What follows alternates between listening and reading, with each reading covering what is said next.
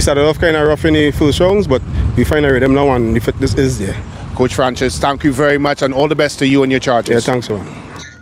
Certainly sounds like a coach full of confidence, Selvon Francis, and he has reason to be confident. He's within touching range of the leaders now, just 8 points off the leaders. Yeah, certainly 8 points, and as he mentioned, the team is finding rhythm. Fitness has started to of course, show itself here. Deportivo is certainly a challenger for this Ascension title. All right, might be a good time to take a look at the table and the standings and see where these teams line up. And, well, there's been lots of movement happening in the table. I point your eyes to Deportivo Point 14. They've moved just within 3 points of third place Police FC and Defense Force, of course, just within touching range, just about 7 points away. But take a look at Central Soccer World, Brent Sancho. They've moved quite significantly. They're coming up in our second match. Yeah, you've seen some movement from Central Soccer World. Seems like the top 4 teams are the ones that's going to challenge for the title. I'm very sure the teams that are below them want to do well with these games that have come up. It's certainly a lot of excitement expected here in this football. All right, so we've got a picture and an idea of where they stand. When we come back, we've got some action happening right here at the La Horquetta Recreation Ground. Stay tuned.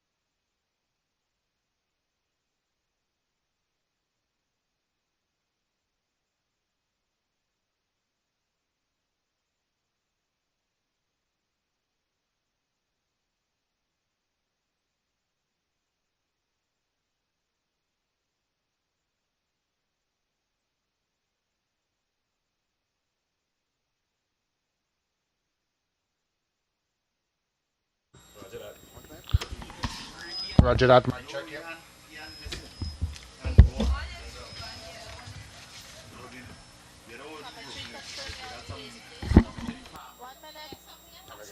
Second confirmation. Yeah, mic check, 1, 2, 3, 4.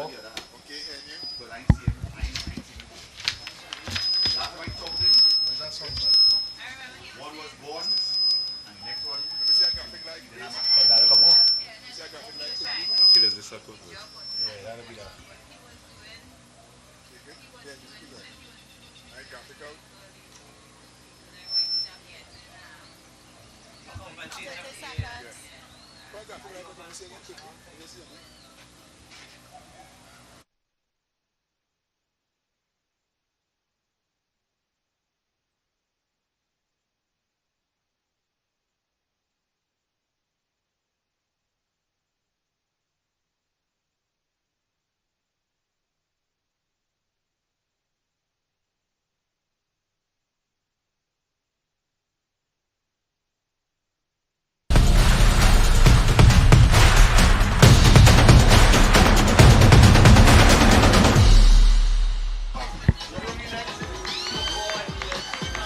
Welcome everybody to the La Horquetta Recreation Ground Ascension Tournament Match Week 12. Can you believe we've gotten this far?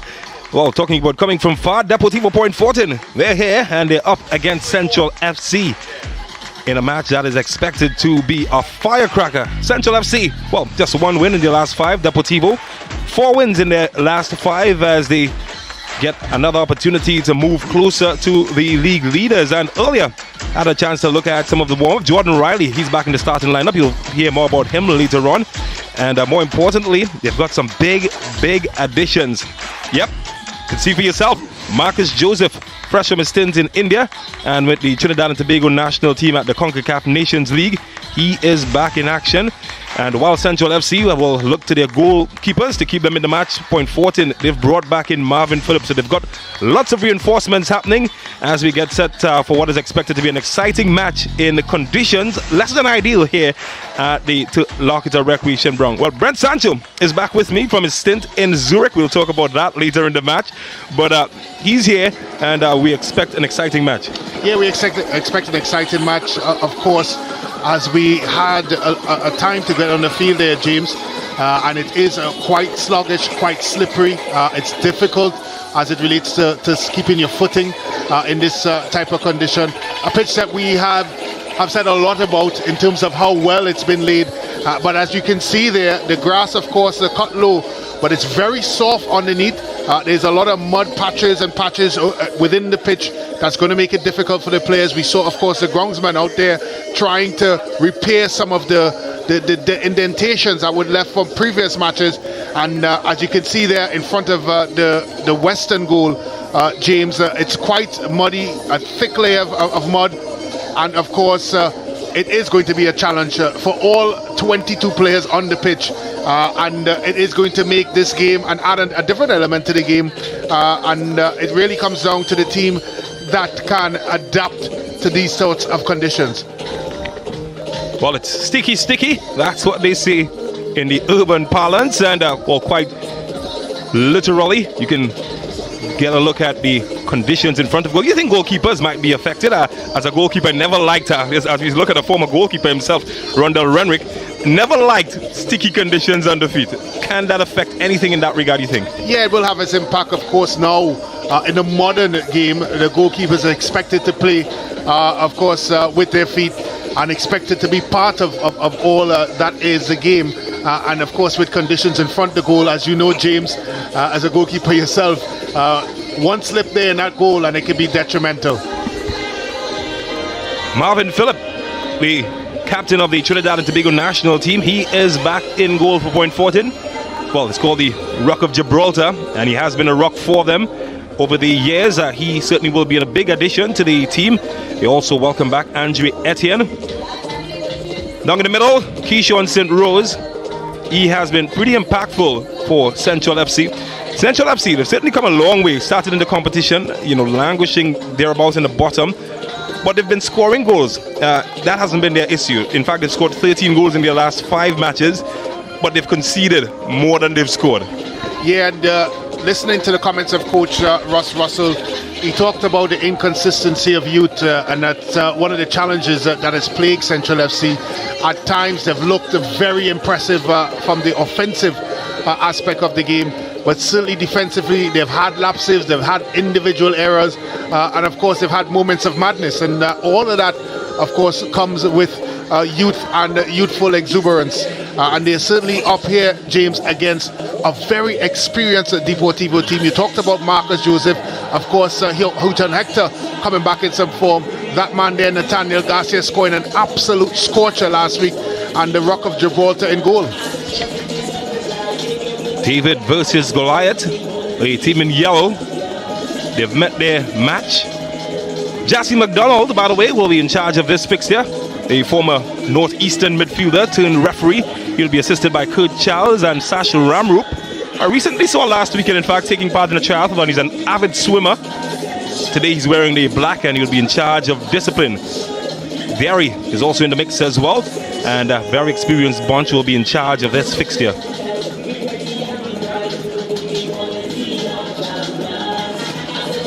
Well, we talk about experience. He's as experienced as they come. Marvin Phillip having a coin toss with the captain of this team. Big task ahead. And one wonders what the game plan for Central FC might be. They've got a full cast in terms of their lineup. And they would need every player to contribute significantly if they are to get a result. Point Fortin, they have been quite consistent in their past few matches. They've been hands down the team of the round. So Leonardo da Costa continues his goal scoring form. He scored in the last 2 matches consecutively for Central FC. His brother Leandro is in there. Romario Burke earns his place back in the starting lineup after getting a goal recently. Keyshawn St. Rose has been their leader and their talisman, and he'll be ably assisted by Shem Clausel. Ross Russell will command this team from the bench.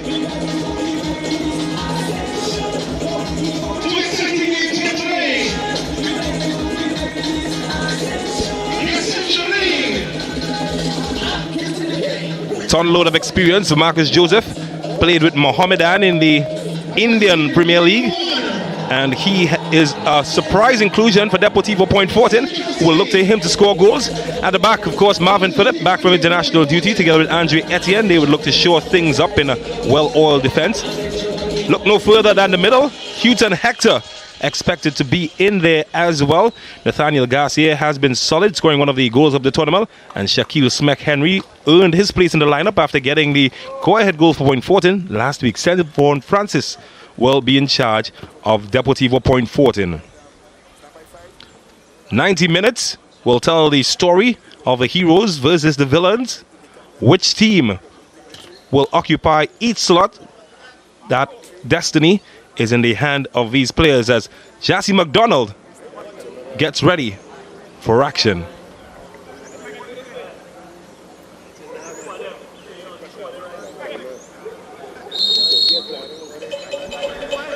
And it's time to play here at the La Horquetta Recreation Ground. Deportivo Point Fortin in the orange, white and blue against Central FC in the yellow.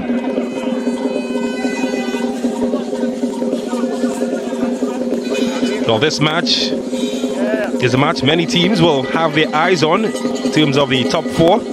Point Fortin, rumors that they're scaring the top four. In fact, the manager of Terminix La Horquetta Rangers actually admitted that last week. He said that they understand that Deportivo is the team to beat in terms of form in the competition at the moment. And well, here's a good reason why, as they get forward early. And this one should find Garcia. Lost his footing. And Isaiah Garcia's cousin has a crack. Not as far as Houghton Hector. And already the yellow shirts of Central FC, they've gotten a dress rehearsal of exactly what to expect inside this 90 minutes. Well, already we see Central FC falling into a very deep block. Let's give note to Selvon Francis, the coach of Deportivo, James. They have really shown a real mixture of different formations, different approaches to the game, different ideas. And he's really given his team a real chance of playing good football, attractive football, and that's what they've done. Here's Da Costa. Miguel Payne versus Andrew Pacheco. Oh, he's done well to get past the 37-year-old. And Central FC get in a dangerous looking area. Oh, what a way to welcome Marvin Phillip back into action. Well, this could fall tricky here.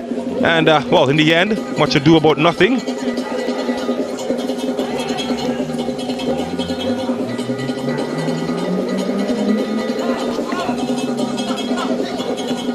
Keston Aberdeen, of course, wearing the gloves for Central FC. The young team that has, well, they've not dazzled in the competition, but they haven't been overwhelmed.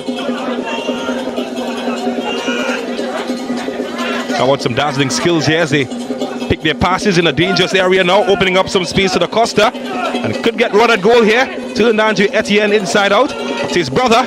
And, well, you need more power and placement than that to beat a goalkeeper of Marvin Phillip's class. I thought Leandro would have gone for the shot there. He done well to get ahead of Etienne.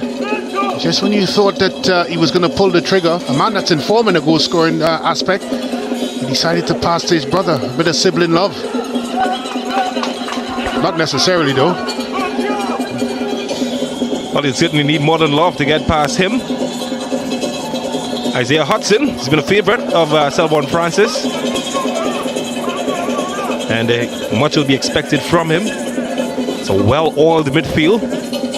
Bit of a chemistry about them. Nathaniel Garcia has been forced into a wider position as we see Houghton Hector employed more centrally today.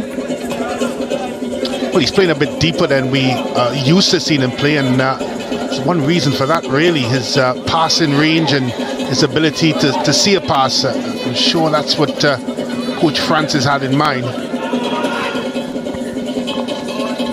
Well, that's a pass that was seen, but it's not executed well. Certainly finding space, Central FC. And they would use that to test Cornwall here. Looking for options. Found the wrong one as Point Fortin looked to get their attack going. Well, he's found his man in some good space here, Henry, but the flag has brought a look of disappointment on the face of the man from Palo Seco.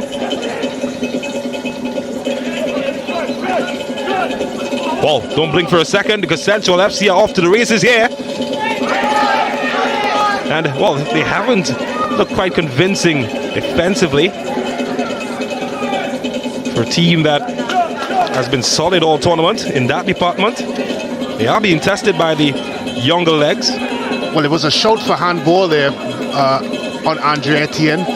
Ball looked like it would have bubbled up. Would like to take another look at that one, but I don't think, of course, James, it would have fallen under the class of intentional. They've been inadvertently up against his hand, but certainly not intentional. Well, it's quite confusing, the rules these days with regards to that. Seems every Monday morning they change their mind on what is a handball, what isn't. Well, everything intentional about that turn. He lost it.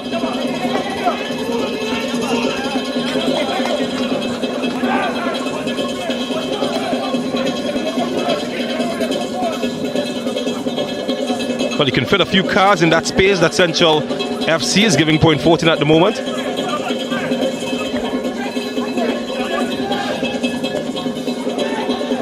That one was aimed in for Joseph. Oh, he finally gets his first few touches of the match. Expect that we'll see quite a few more as the game progresses.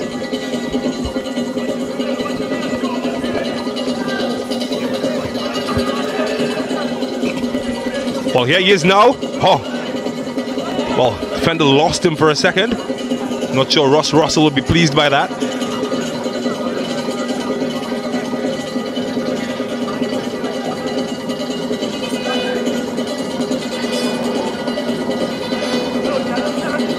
Hector. Andre Etienne, rewarded for the work that he's done in the tournament so far. As a chance could be carved here, and well, easy for Aberdeen in the end. So take another look at this one here, James. Look at the right hand there of Etienne. And they've touched him on the way up. Certainly hit his hand, but certainly not intentional. As you said, James, I'll leave that one up for you to interpret. As you rightfully said, that law seems to fluctuate as it goes. All about natural position. It's a lottery where those things are concerned. Last week, the opening goal against them would have come courtesy a penalty. Well, certainly would have been unfortunate to get a consecutive penalty to open the game against them. Well, here comes the Yellow Army. Well defended by Cornwall.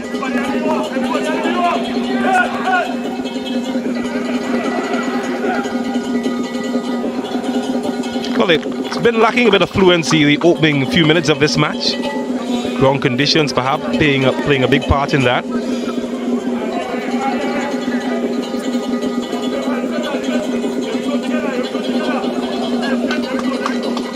I think you had to add to that as well, James, that Central have been very compact and very organised. They've not allowed Deportivo any joy whatsoever once they come into, of course, the middle and defensive third for Central FC. They have to be that way. You know there's skill, creativity and talent on this Deportivo team. Andre Pacheco looking for Hector. A pair they've played together from the youth level. Know each other quite well. Some of the experienced heads in the Point 14 camp. It's Henry. Can he get Garcia involved? Deflected. And, well, not the most convincing of clearances. Danger could still be open as AU. Quite unconventionally does the job. Or has he? Well, he hasn't done well enough as Isaiah Hudson has opened the door and picked the lock. And Central FC are the ones that have let open a goal early in the match. 1-0 to Point 14.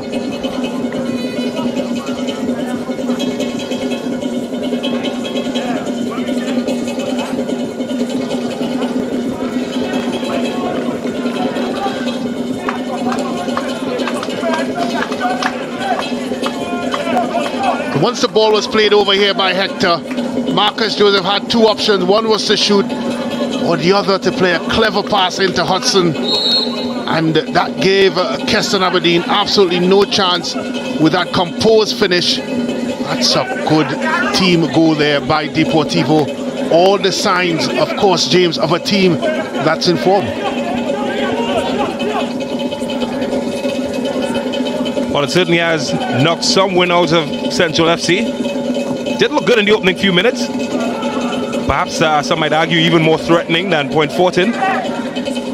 Just one chance opened them up. That's the quality of this Deportivo team.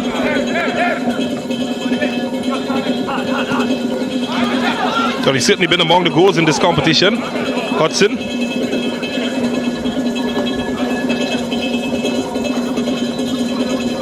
He's been one of the better scorers.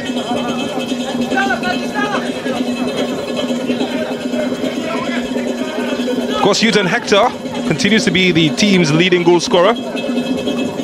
He's got 4 goals in the competition.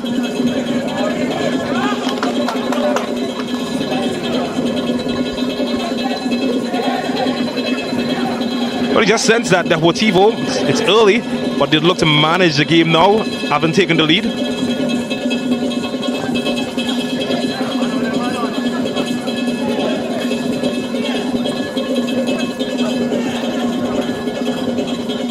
Hasn't stopped them from bombing forward. Here is Thomas. Oh, he's done well. Can he get past Garcia? Well, that's a question that he got a response to. Does win a throw though.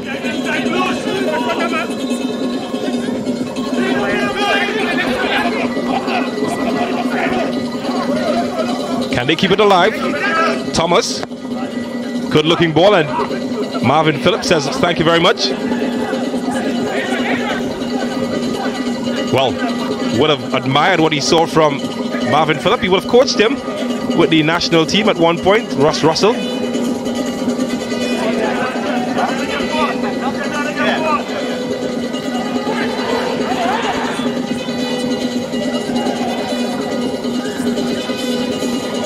Ronell Paul certainly has been a welcome addition to the Point Fortin lineup.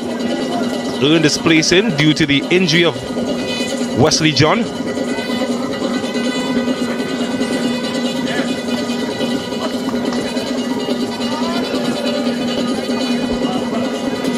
Selvon Francis certainly has done well as he's graduated from the youth level. Brought in quite a few players into this Point Fortin lineup. Certainly injected some youth in the team, and well, you can see the results. Here's Garcia. Oh, that's good from Da Costa, but he can't get past Garcia.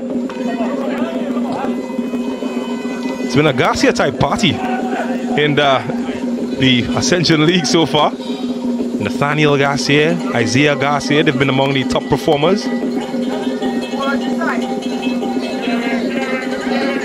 Oh, that's good.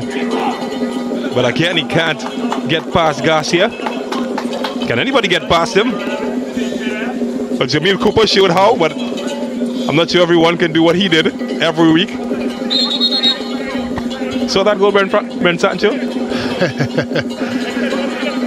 I must admit, James, Deportivo have looked very impressive defensively. They've been resilient, but not only resilient, clever in the way they have approached things defensively. And from a 1v1 perspective, I've not seen many in this tournament have been able to get past the defenders in Deportivo. They've also certainly shown some depth in terms of their defensive talent. Even with the absence of some of their main players, they just seem to manufacture defenders.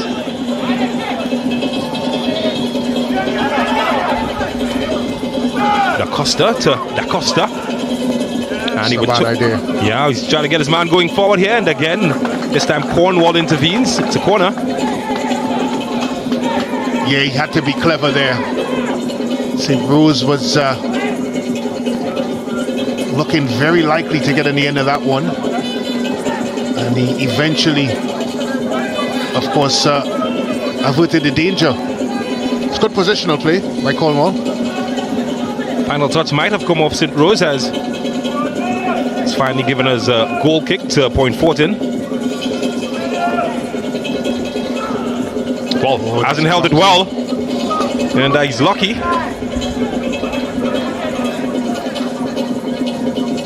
But we haven't seen Marcus Joseph involved in much play.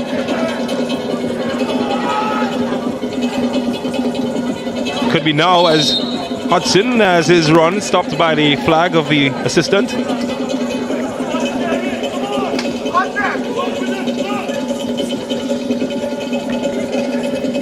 So he's done well so far in a dangerous area, and well, might have valued a pass rather than the shot. I'm sure he knew that. Voila, that's a picture of doing everything correct, but the most important thing, which is deliverance or delivery.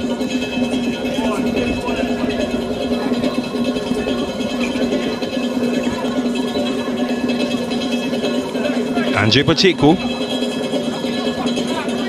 Hector. Well, it's almost walking pace at the moment. But Point Fortin quite content to just dictate the tempo, and well, they want that moment back. It's not the shiniest moment of the day.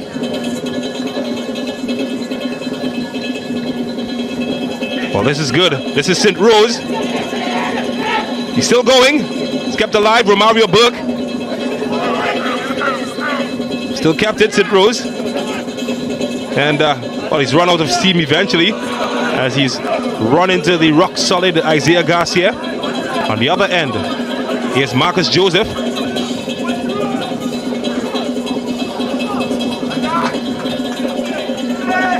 Well, he's appealing for something, and Jassy McDonald sees nothing wrong. Oh, what about that for skill?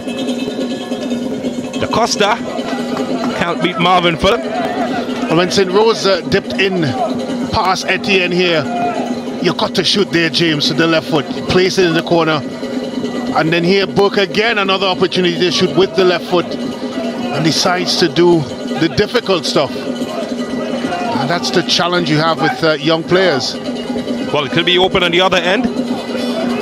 And finally, the yellow shirts get it away from danger. That's the trouble when you don't take your chances. Could come back to bite you. Well, they're not out of this fixture by any stretch, James. They've certainly given as good as they've gotten so far. But I think that final decision making in their attacking third has been their Achilles heel. And I think Cornwall here is a lucky boy to escape the invitation book of Jason McDonough. I think in most leagues that's a yellow card. Even in your league, James, that you played, that would be a yellow card. I still kick it about on a Sunday evening. Even there, might be cautioned.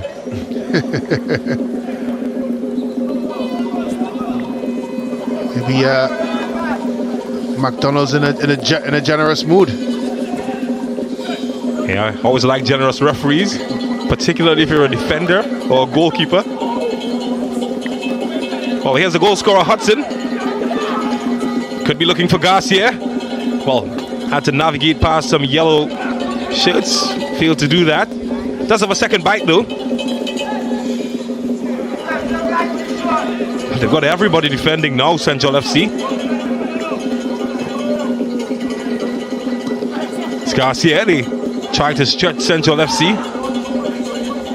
Pacheco. Hector with time.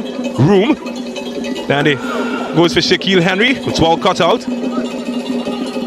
Well, that's a heavy charge into the back of Da Costa from Cornwall.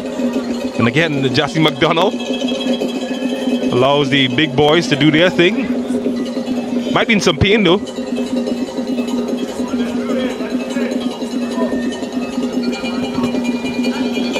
That's very heavy on the challenge. Certainly didn't play the ball.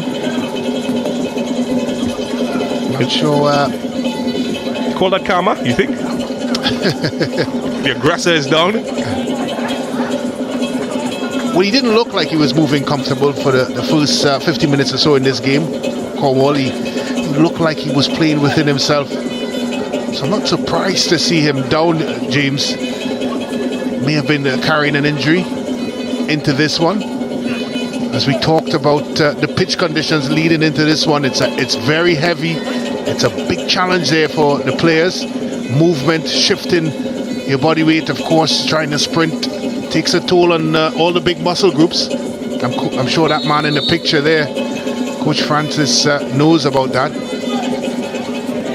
It's a very, very difficult playing conditions for the players, and this is match 1. But it can only deteriorate from there. Oh, well, it's been about the 3rd time that he's gone past down that left side. This time he's gone run into some traffic. He's got to deliver there. He's got in a corner, James. He's fortunate, but he got himself into a position and would have had at least 3 or 4 yellow shirts within the box making movements, and decided to take an extra touch. Again, a bit of indecision there by the young Central FC players. Well, they will have an opportunity to get closer to goal. And, well, not afraid to commit bodies forward. 6 yellow shirts will be the target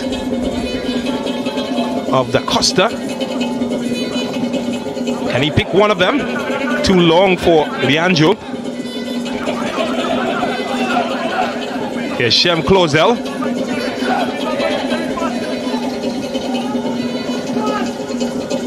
Here's the captain, Romario Burke. In search of Da Costa, and all he does get ahead of the defender, but over the top. Can't score from headed goals as we saw the last week. It's not this time. Lovely flighted ball into the box, and Da Costa there with bags of determination, getting his head on it. Didn't have the direction. Certainly has to applaud him for the efforts to just get his head on that one. Well, lost signal there, Marcus Joseph. Couldn't pick out the run of Henry.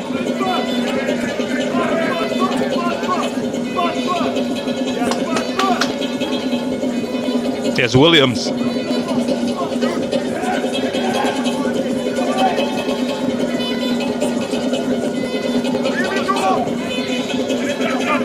Looks for some help. Can't find it. Da Costa. Oh, it's linked up well with Thomas. And they could get in behind Garcia now. They're piling bodies forward. And, well, Paul well positioned in the end.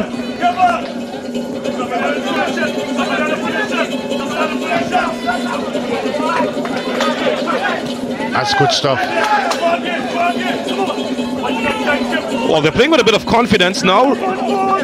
It's Romario Burke. Gets closer. He's got Williams in.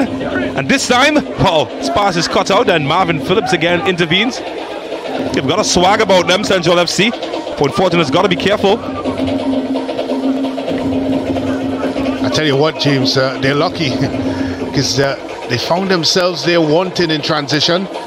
Deportivo had numbers. Just that ball by Hudson couldn't find his man in Lobo Joseph. Well, Da Costa tries his luck yet again, and again, gravity didn't work in his favor. But they're getting closer. They're not only just getting closer, James, but they're showing a lot of purpose in what they're trying to do. They're not just bunkering down. Again, another delivered ball, this time by Shem Closel. And Da Costa always stretching. But you have to give them credit. They've shown a deep line defensively. But when they break out transition, from a transitional perspective, they're causing 1 or 2 bothers for Deportivo. Garcia finds Pacheco, who has some space to try his luck, and, well, there's none to be had. It's a goal kick.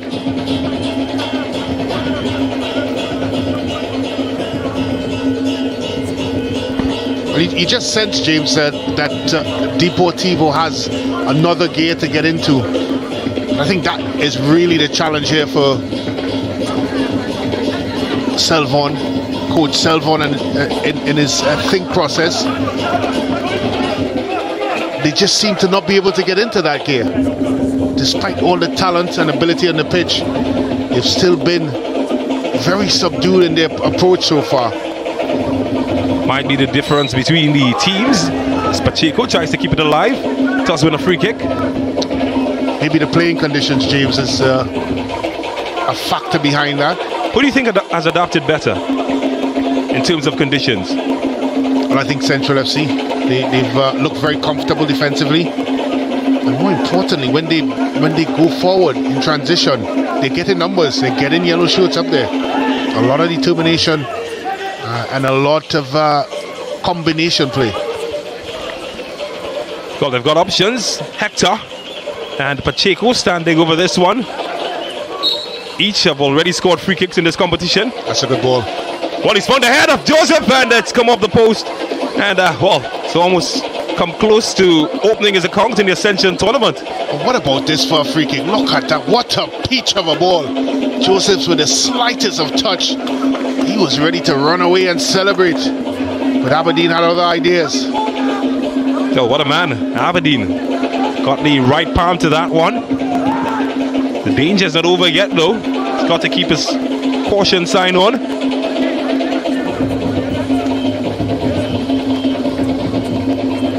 Can Garcia deliver a good service? He does, and this time it's Henry up and over. Well, the alert levels, it's gone from yellow to orange in the blink of a bee's eye. Another good delivery here. Just couldn't get his head on it, Henry. And that's the difference really in this fixture. The quality that Deportivo possesses. Although they haven't played up to the standards that we expect from them thus far, they still have several players on that pitch that can win you a football game. And it's that quality that has kept them one goal apart from Central FC. Well, they're trying to show some of theirs now, Central FC, as Etienne stops it from getting to its intended target.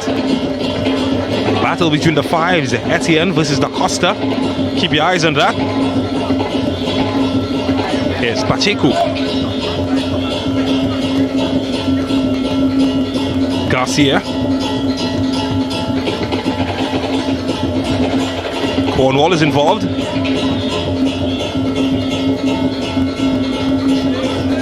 Marcus Joseph. Oh, they've lost it.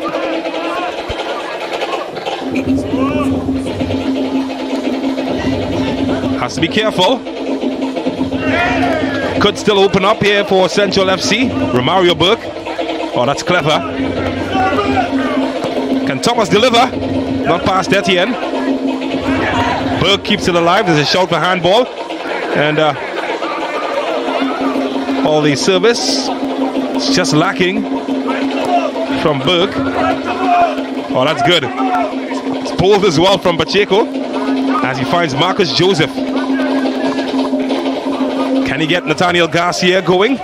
Does keep it going. He's got Shaquille Henry to aim at, and well, valuable defending from Fakili Thompson in the end. Averts the danger. Well, it's end-to-end stuff here now. And Deportivo turning defense into attack. Needed a quality ball into the box there by Garcia. Just couldn't beat his first man. So Garcia would have played with Central FC himself. And, well, couldn't penetrate their defense this time.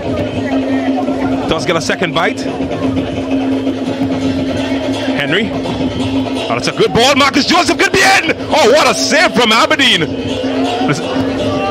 Not really cleared. Marcus Joseph could be in again. Oh, he sent his man for drinks here. And this time should be away from Keishon St. Rose. Here comes Central FC. Knocking on the opposite end. Shem Clausel has opened the door wide open. Da Costa, he's got St. Rose ahead of him.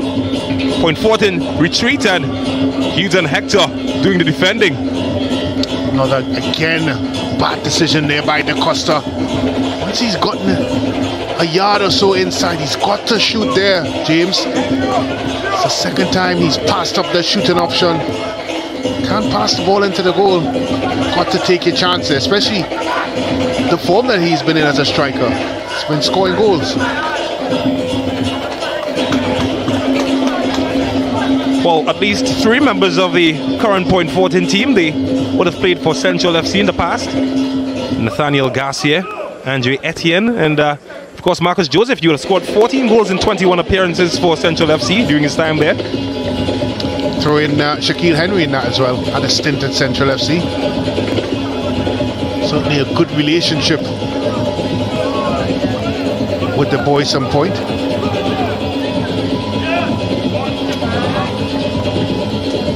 Joseph, 7 international senior goals for Trinidad and Tobago. I think his best stint at club level would have come with the club he's just returned from in India, Mohammedan. He scored almost a goal a match, 15 and 16 appearances. He's brought there from Gokam Kerala, where he played from 2018 to 2020. He would have scored 14 and 25 appearances. If there's one thing in common, he scores goals, Marcus Joseph. Yeah, he's certainly one of the better goal scorers in the country. But he certainly hasn't found that opportunity yet. And a credit to Central FC. They have been able to disrupt the way Deportivo wants to play, and they still have the capabilities of doing this. Thomas can't get past Etienne.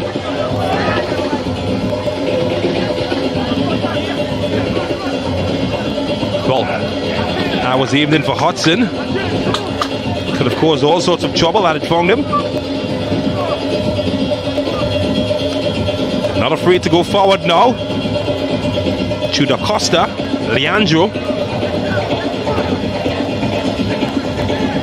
Chance. Can't find St. Rose. It's been the Achilles heel for Central FC so far. They found themselves in some really interesting positions. That final ball, final thought process, final execution has really let them down. You have to wonder, James, if they got that aspect of their game correct, might be seeing a different scoreline. Keyshawn St. Rose, though, he has been their leading goal scorer. However, Point 14 have done a good job at not getting him into the action areas. You just feel that perhaps if he were at the end of some of those chances, might be talking about a different story.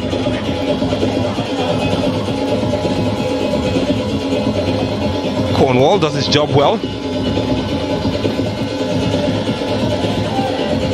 And well, he's lost it this time, Hudson. So a yellow shirt and a rash challenge, and that's naughty. And again, he escapes the naughty book. This time, Isaiah Hudson is the man and gets the leniency of Uncle McDonald. Just like that uncle that you just love. Never disciplines you. Well, at some point, I think he's going to fly off the handle. That was very late there by Hudson. He's lucky not only not to just get a yellow card, but some officials might have seen that completely differently. Might have given him marching orders.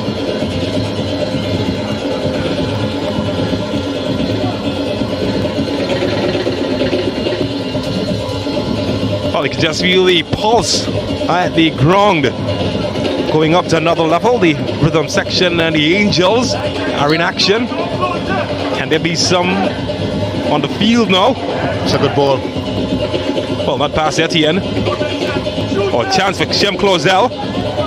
Well cut out. Maybe they can break here if they can find Marcus Joseph. And he does find him. And well, it just turns into traffic. But Garcia can open more opportunities now. And that's a save from Aberdeen yet again. How good has he been? But it's not over. It's Da Costa on the opposite end. Well, run into some trouble there, Williams. Well, again, it was a poor decision there by St. Rose. Turned inside. It's really opening up here this football match. Don't think Coach Ross Russell will want that. Want this team to be a little bit more compact. But it's end-to-end stuff here. Top save there by Aberdeen.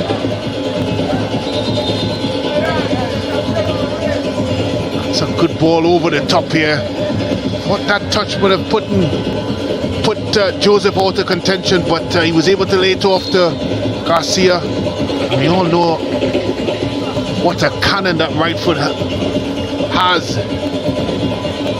Aberdeen hold strong. That man there, Ross Russell, will be happy with what he's seen so far. They've been pleasing on the eye, James, Central FC.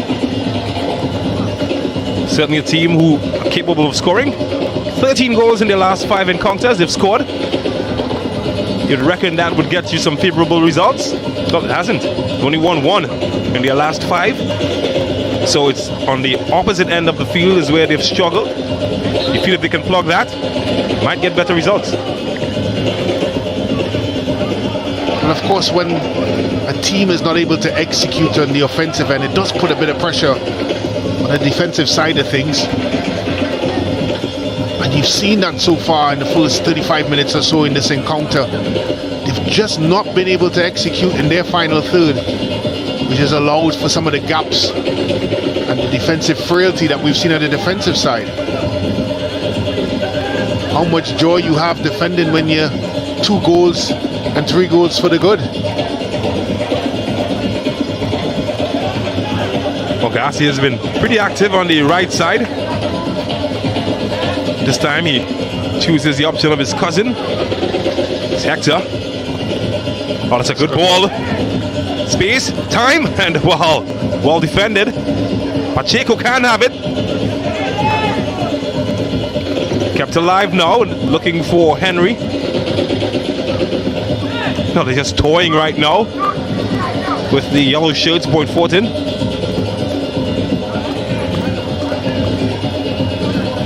Hector. Oh, it's as deep as we've seen him in the competition. As Henry gets it to Garcia, but the flag comes up and might be for handball.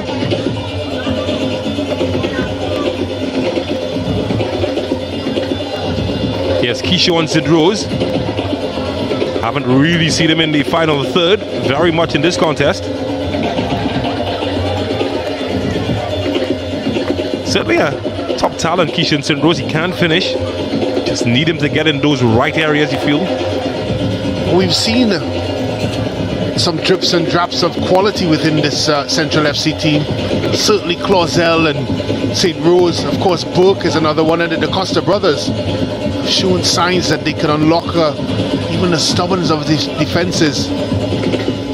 But today they've really fallen short in terms of their execution in the final third, and they not even allowed themselves that opportunity to have a clear shot and goal. Poor decisions most of the times. I'm sure that's probably an intro to the halftime speech by Coach Ross Russell. They've got to do better there, James. They're still in this one. That's one of the trouble with youth. We make poor decisions. Reminds me of my youth. Too bad I didn't turn out too badly. Central FC can learn from that, maybe.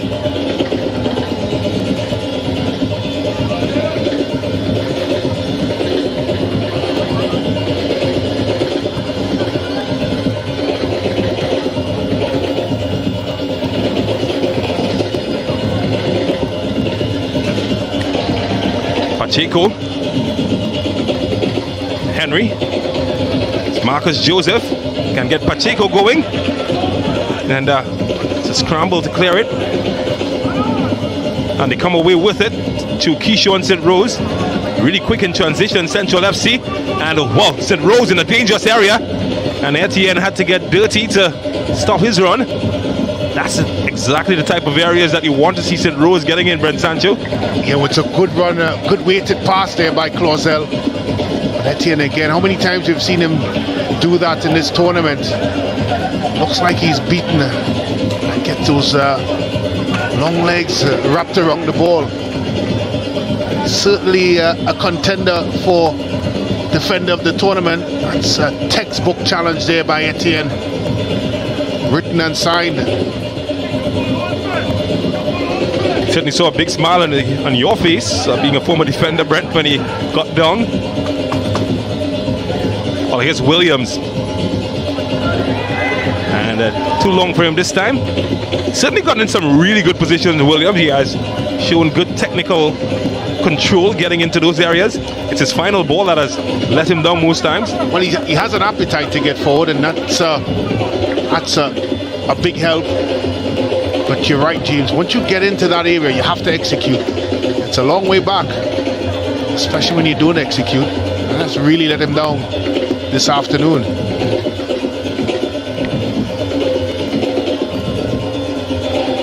But just 5 minutes remaining in the first half. It's 40 minutes of football that has seen Point Fortin hold the advantage.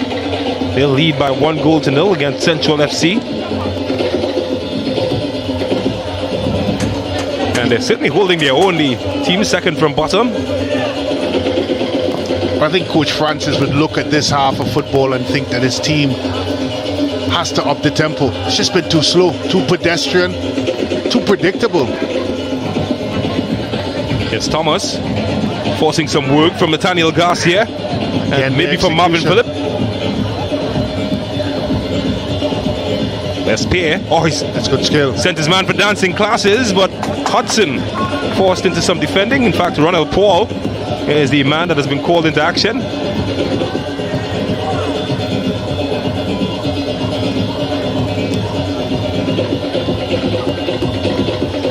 That's not the expression of a pleased man, Marvin Phillip, but I've seen his fortress breached a bit too easily.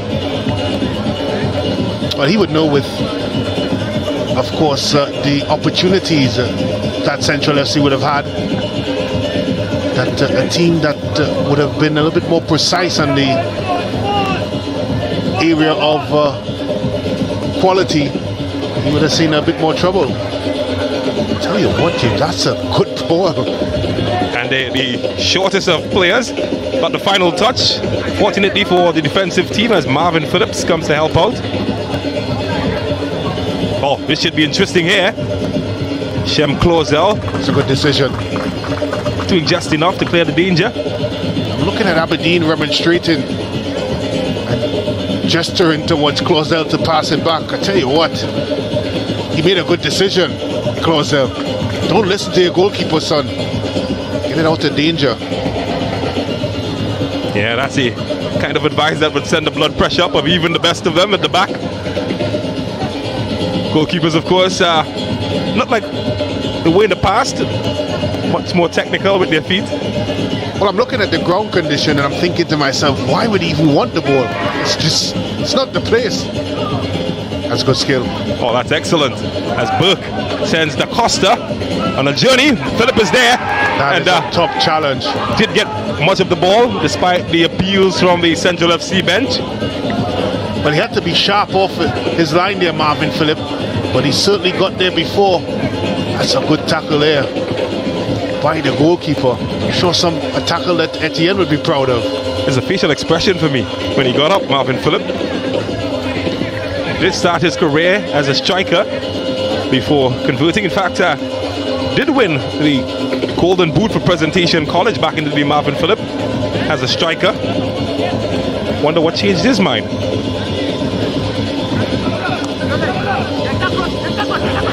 Yes, Burke. Been pulling the instruments in the middle for Central. Gets the Costa involved. Good looking ball. And better looking defending from Cornwall. The Costa brothers have certainly added to the quality of Central FC. Leonardo and Leandro. Easy to get mixed up. Well, they say beauty is in the eye of the beholder. And I'm smitten. That's a plane that you're seeing, by the way. It's not a UFO. We've identified it. It's heading to the Piako International Airport, just 7.5 kilometers away.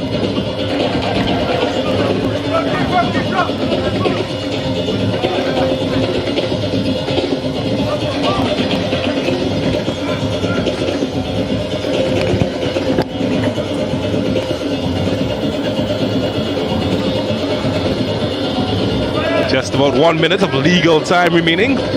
Shouldn't be more than a minute to be added. Hasn't had that much stoppages. Hector Garcia. Here's Pacheco.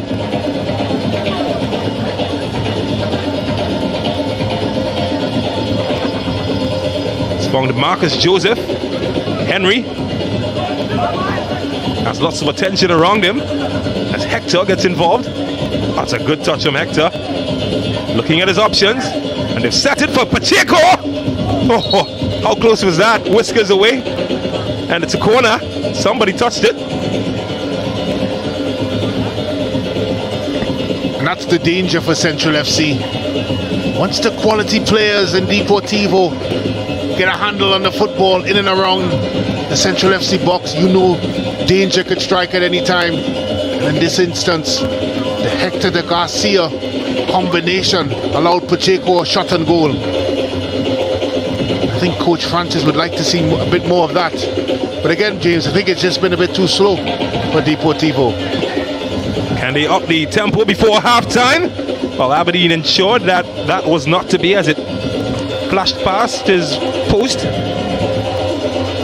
So we are into the 1 minute of time that has been allotted.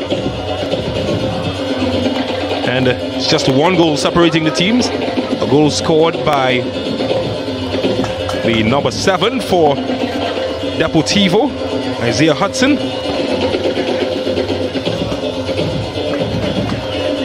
Here's another Isaiah Garcia to Nathaniel Garcia.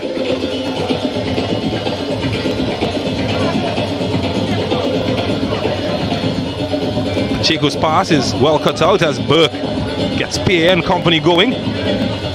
Oh, he's done well, hasn't he? They keep it alive though, and a chance could open up for Keyshawn St. Rose up against Cornwall. Here's Da Costa, Pierre, and that's good defending from the goal scorer, and that's a whistle that signals that they will have an opportunity to have a break.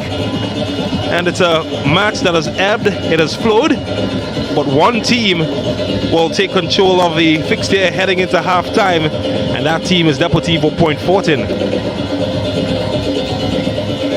Contentment for the team in orange, slight disappointment for the team in yellow, because at half-time the score reads Deportivo Point Fortin 1, Central FC 0. We take a break and come back.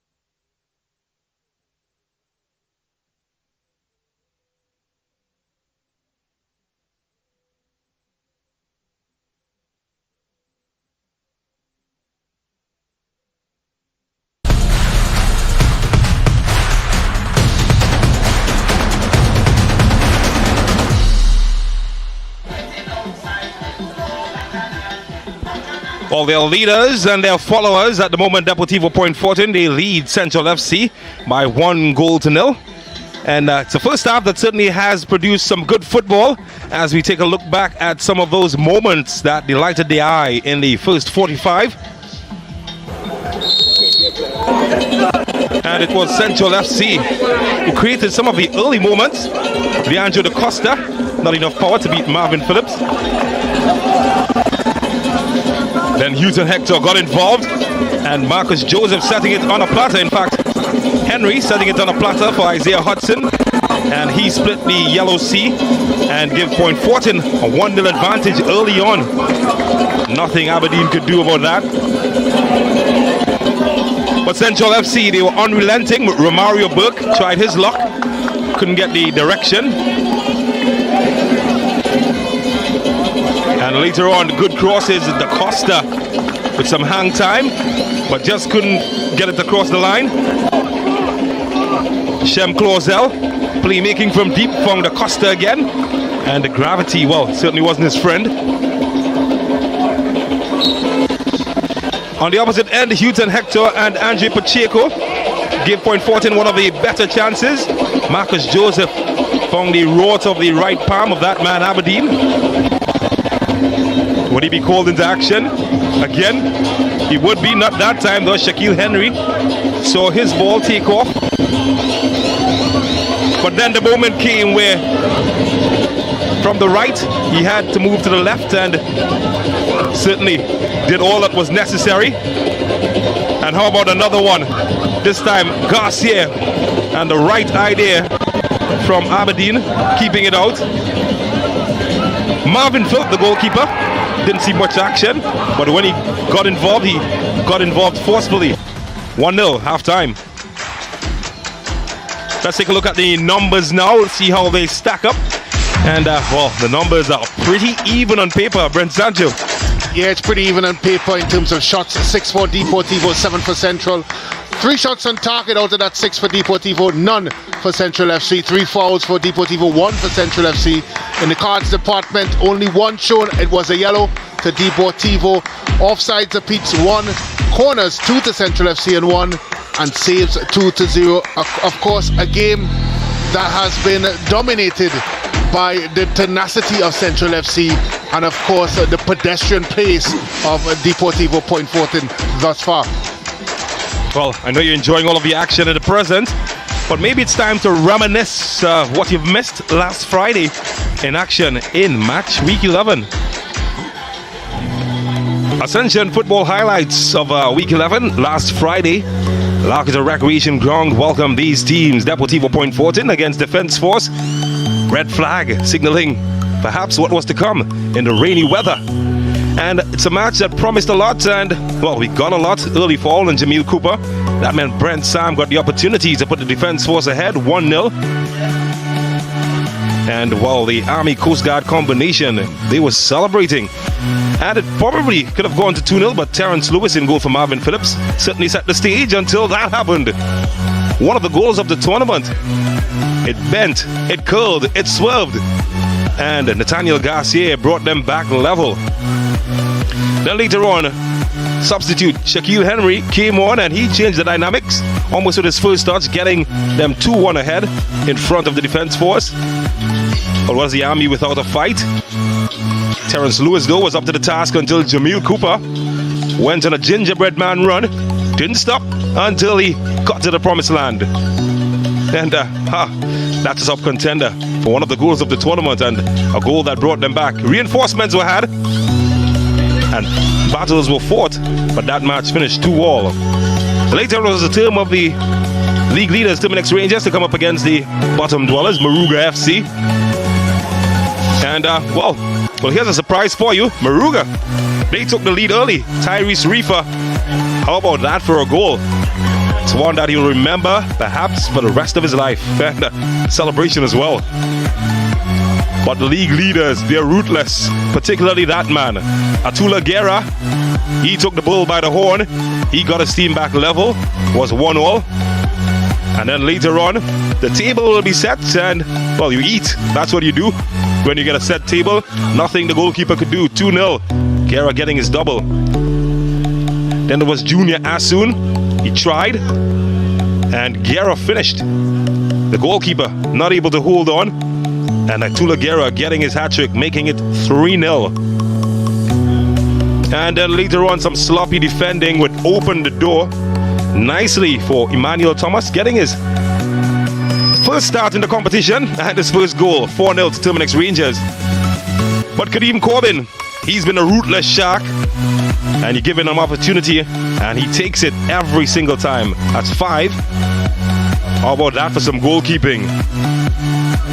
Yeah, didn't keep out much, but when he did, they looked good. Russ Jr., the defender, always loved to get in the act, and he did get a goal.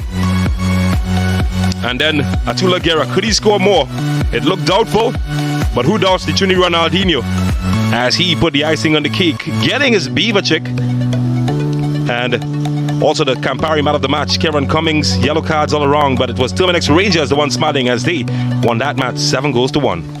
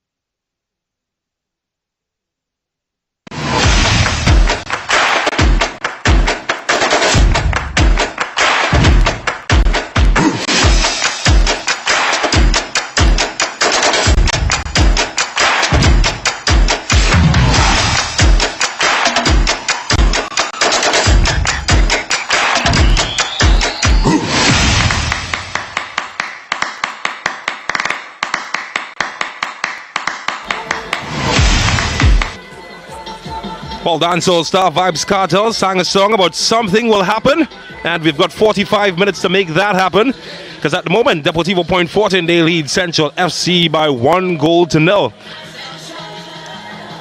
The teams are back on the field after a 15-minute hiatus, and one wonders exactly what would have gone through the mind of the coaches as they gave their report.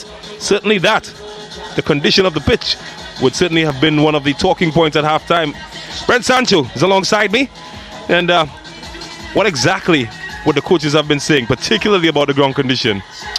Well, I think when you look at Central FC and how they approached the first half, they were certainly compact. They broke out in transition, and they were able to get themselves in dangerous positions. But of course, that ability to put in that final ball, that final pass, that final thought just wasn't there. Yes, we can look at the pitch, but I think a lot of it was decision making, and from a Deportivo perspective, it was just a bit too slow. Again, the pitch may have some sort of impact on that, but I think just in general, the approach to the game was too pedestrian type, and they weren't able to move around the deep block that Central FC have been playing in for most of the first half. That being said, the game is evenly poised, James, at 1-0. If Central FC could, of course, show a bit more quality in the attacking end, we may be in for an upset here. Oh, what a feisty proposition that is.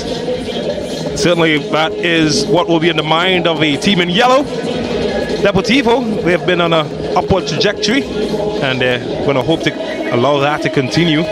45 minutes will tell us, as the match official, Chassis McDonald, as he whistled in his mouth, and Leandro da Costa is ready to kick things off.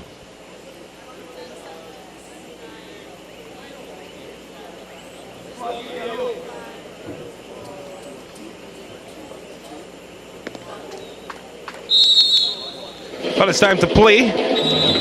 The former Northeastern captain, Jassy McDonald, gets the action started. And he's going to call it back there. You don't often see false starts in football matches, but you live, you learn. And there we go. It's legal now as the action continues. Good time to say hello to everybody on our live stream. Of course, we're streaming live on Sportsmax YouTube page, and also the Ascension Tournament YouTube page, Sportsmax TV, Scene TV in Jamaica. Good evening to you. And of course, we will be live on CCN TV6 in Trinidad and Tobago. So wherever you are, don't forget to download the Sportsmax app as well. And the rain, precipitation, we spoke about that. Let's join the party as well. Hudson, well, that was late. And well, taken out, and looks at the referee, who doesn't seem interested in his appeals. Well, the flag stays down. Well, scratch that, premature, as Sastry puts his flag up to signal it was an offside position Isaiah Hudson found himself in. So please do leave us a flag in the comments in the stream. Let us know where you're broadcasting from, or where you're listening or viewing from. Certainly do appreciate each and every one of you.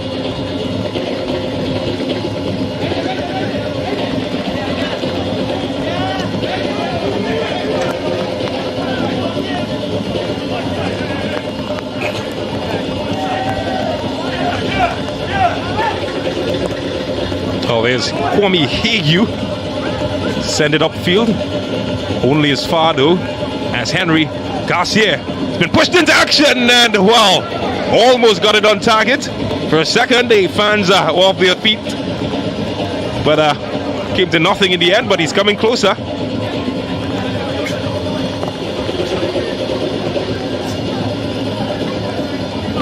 Well, they're piling the pressure on Point Fortin, pressing a lot higher up the field than we saw in the first half.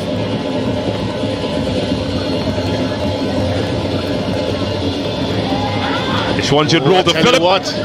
Wow. But be second guessing that decision to allow the ball to roll on the surface. His goalkeeper.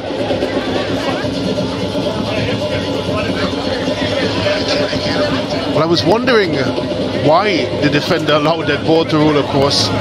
Certainly Marvin Phillips didn't make a call. Didn't look like he wanted it. And it's almost like he forced him into it. That could have gone very wrong. As the ball threads through here, And of course, Garcia expected him. Not Garcia, sorry. Cornwall expected him there to pick it up, but don't think Marvin Phillips was on the same wavelength with him. Eventually, he was forced into it.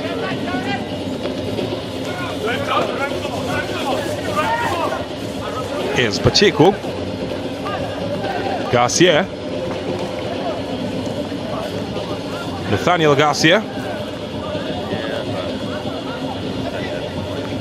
Oh, the Garcia family certainly making a name for themselves in Trinidad and Tobago football. Of course, Levi Garcia, and who recently made it into the CONCACAF Nations League squad of the last round, is the younger brother of Nathaniel, who's playing this evening.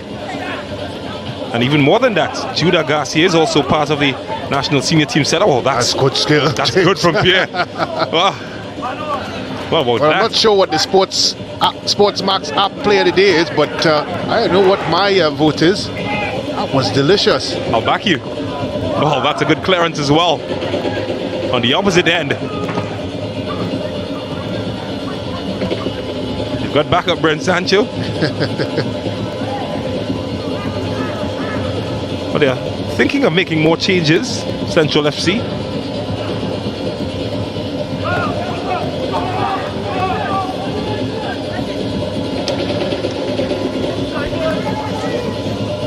Well, not before this though, and easy in the end for Aberdeen. We've seen him save tougher shots than that.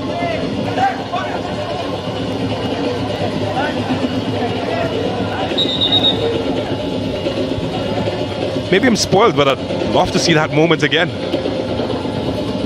Caught me off guard though. This league has certainly produced some gems, some juicy ones. I can recall some of my favorites, like I think Junior Asun of Terminix Rangers.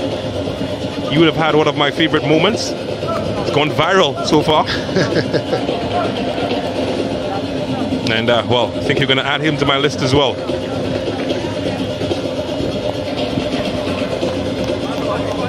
Well, there might be a change for Central FC as Dorian Sampson is being prepared. Did score in the last fixture. Sampson set to come on.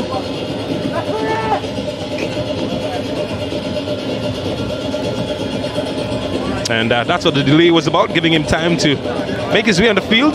And I'll tell you who he replaced shortly. It's Leandro da Costa. So Dorian Sampson comes in for Leandro da Costa. So one of the da Costa brothers has come off as, yeah, that one flew somewhere far away, nowhere near its intended target.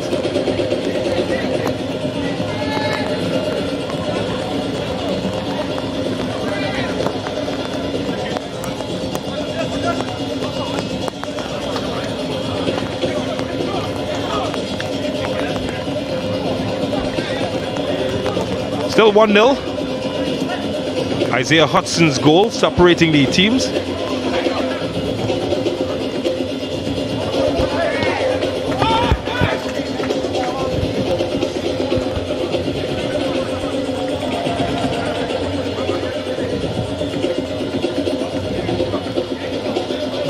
Well, Central FC, despite being the team trailing rather, haven't seemed to back off in confidence. Well, that man is not one known to back off. He's a soldier, Ross Russell Sr. Well, this is good from Williams. And, well, the substitute gets involved early. Can he provide something? Can't find Acosta as Nathaniel Garcia gets it away.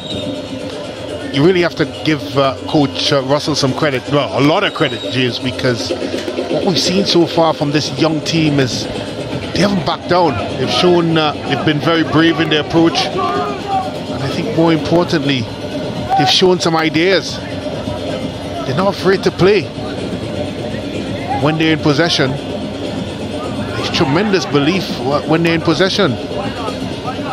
But you don't have to think far. Of course, they took on Terminix Rangers 2 weeks ago, right here. They did go down by 6 goals, but they scored 2. And, well, they looked good for just about 50 minutes in the match.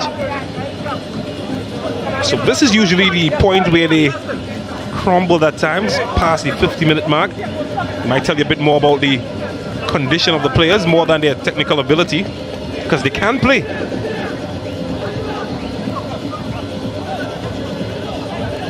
Here's Sampson.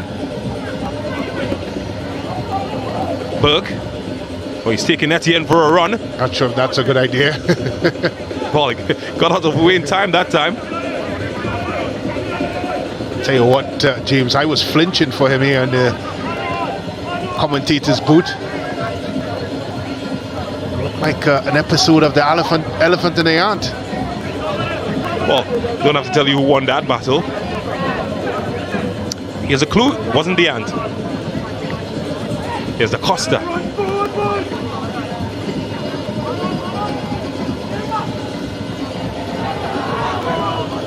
No, it's cut out by the referee. Couldn't get out of the way. Well, quite sportingly, given back to Central FC. And he wants that retaken. Wasn't pleased by something.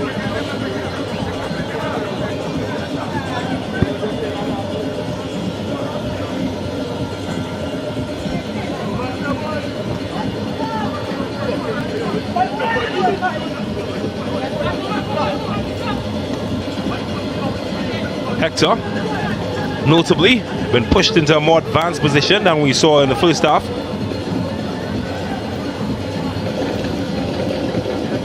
Garcia. I'm not surprised by that move. I know it's something we spoke about off air, James, but his guile and creativity is certainly needed closer to the goal. I think Coach Francis thought he could have impacted the game from a couple yards further, but it didn't happen that way. Well, here's Central FC looking to impact. Oh, not with misdirected shots like that. Apologies from Thomas.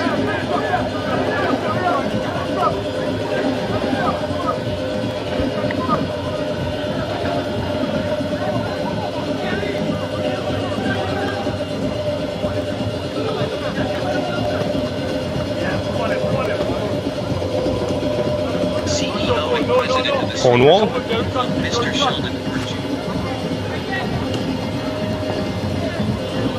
Looking for Marcus Joseph. Well, he gets another opportunity, Hughes and Hector. Well, these are the areas that Joseph likes to operate. He likes to come wide.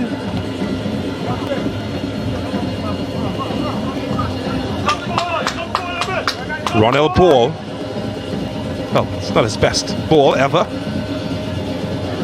Kept alive. And Romario Burke intercepts well.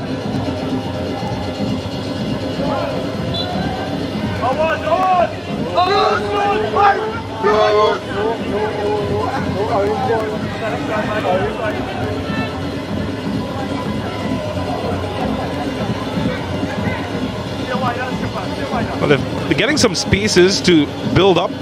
Central FC haven't made the best use of it though. And well, talking about haven't made the best use. How about point 14 for that turnover? Oh, this is good. This is better. Sid Rose has options. Can he find them? Well, he came close and he's asking the assistant referee for a corner. And well, referee McDonald obliges. It's a corner. Well, I honestly thought that the Costa was going to throw not just his shoes, but every part of him at that one. It certainly wasn't close. It's good bit of play here by Burke, finding St. Rose out wide. Nice ball across the face of the box. Marvin Phillips, sorry, planted to the ground. And boy, oh boy. Should have been a Gary Lineker there. Boy, even an Ian Rush, James. They certainly would have gotten to the end of that. Well, they're looking for a Dwight York now from the cross ball. Not this time. Didn't have the height or the direction needed. It's a foul from Shem Closel, the centre-back, the son of the man known as the dread dribbler, Ian Closel. How did the son turn out to be a centre-back? They did say apple doesn't fall far from the tree. Well, he rolled away. Certainly has some of his father's technical ability though. Well, here's Marcus Joseph, and that's better defending from the defender. Thompson did well there, James. He got back in time. Just when Joseph looked like he was going to pull the trigger, that's a good ball. St. Rose to be active.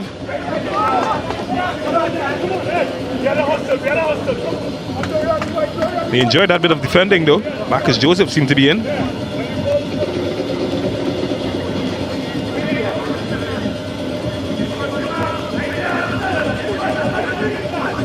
Can Williams find his target? Do it himself. It's Hague. Finds Thomas. Has some room. And, well, good defending from Garcia. Well, it's bouncing all over, isn't it? And, well, a bit of handsy-pansy from Marcus Joseph.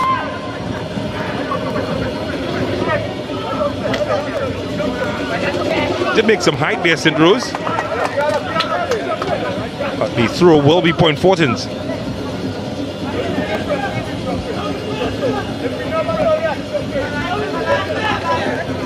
Well, we talk about the capitulation of Central FC the last time they were in, of course, a broadcast on Sportsmax at the 50th minute. We've now hit the 60th minute mark, or getting to the 60th minute mark, and James, they look good value for money. They've not made it easy for Deportivo, that's for sure. They've disrupted and, of course, made themselves very plucky to play against. And on the offensive side, they've been creative and showed ideas. But again, they just have not been able to put together that final idea. And that really is the story of this football game so far. Certainly has. Can Clausel be the man to make something happen? Oh, he's found Da Costa, and well, it shades into the bosom of Marvin Phillip. May go down statistically as a shot on target, but it certainly wasn't the right idea. He had enough time there to take it a bit further along. Instead, he decided to shoot from at least 18 yards out. Again, that final moment eluding Central FC. But from a neutral perspective, James, it's good to see the young charges of Central FC, of course, certainly part of this fixture. And one would argue that Deportivo is certainly the informed team in this competition at the moment.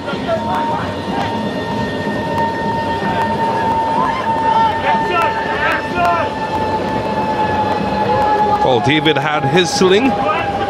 Central FC, they've got their tenacity, and at the moment they're battling Goliath.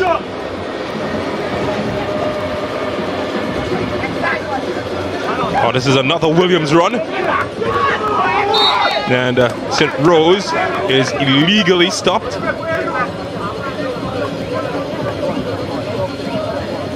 Won't want to give away free kicks there. And, well, Ronald Paul was having none of it. Might have made a good policeman. Well, Romario Burke has taken the responsibility, or rather Shem Clausel, to line this one up. Sure, his father, Ian Clausel, will be looking on somewhere. A bit far to beat that man, though. Need some guile. And maybe some height in the box. Can he find any? Not this time. Nathaniel Garcia gets it away.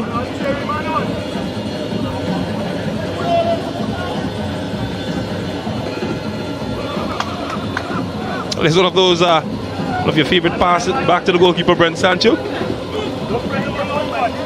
Well, I tell you what, I took a deep breath, because you just felt like the ball may just hold up, or the keeper may not enjoy the footing.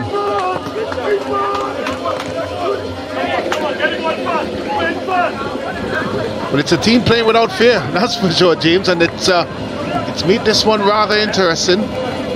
It's been very, very entertaining. I'm sure the viewers all over the different platforms are enjoying this one as we are. Here's Garcia. His pass is cut out. Come on, let me go, let me concentrate. Keep concentrated. Yeah, come. Well, the voice you're hearing, that's the coach of Central FC, Ross Russell. Instructions are simple. Win it now. Concentrate. Win it, Joe, win it. Lovely, win it. You have to wonder when Coach Francis is going to go to the bench. It certainly needs a bit of a spark. Maybe the creativity and guile of a Riley and a Gregory. But it's been very flat. It's been a flat performance so far by Deportivo.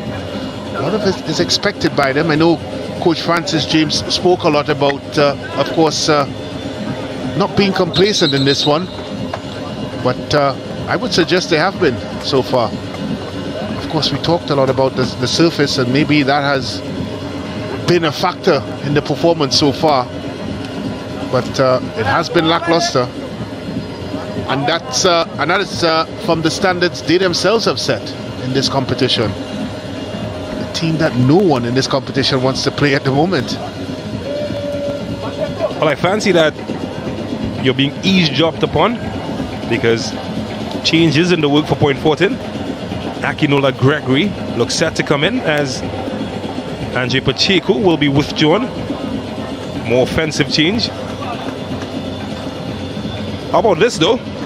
Isaiah Hudson setting the plate, and it's a table that they currently sit upon as they lead 1-0. Marcus Joseph, the architect, and well, Isaiah Hudson, the finisher. That's teamwork for you. Well, it was a clever bit of skill there by, of course, Marcus Joseph. How many players we would have seen blasted at one at the goalkeeper? Well, in some instances, well over the goalkeeper. But he kept his composure. Put a platter there for Isaiah Hudson. You see some changes here within the Deportivo ranks. Also looks like a change in system.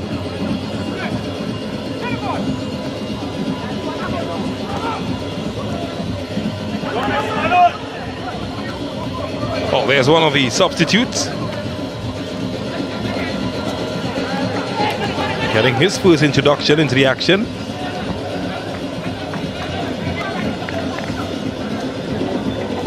Just to remind you, Akinola Gregory, that man, he's come in.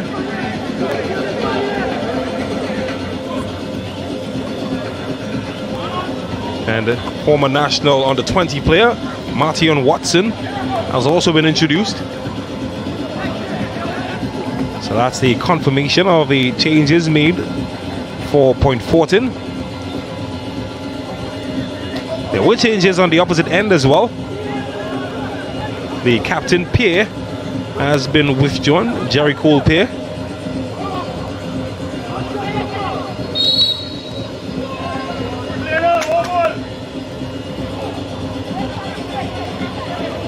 Certainly not afraid to mix it up. Well, I tell you what, they're playing with 10 men at the moment, because the skipper, he's looking now, making his way back onto the field. He's been out for just about 3 minutes, so they've played a man short for the last 3 minutes. And finally, he has been introduced. There he is. So they've sent him to the mechanic shop. It's a pit stop almost in football. He's made a pit stop and he looks good. Well, they've worked very hard. Coach Russell talked about, of course, that appetite to put in the shift, and they've done that so far. That's why the score is only 1-0. And also the fact that, as I said, they just have not been able to fulfill their destiny at the other side. Can Hughes and Hector change that narrative? Oh, that's a great pass. And Hudson, well, not the best touch, and not the best idea from Akinola Gregory. He's been sent in to score goals. Can't say he didn't get a good opportunity.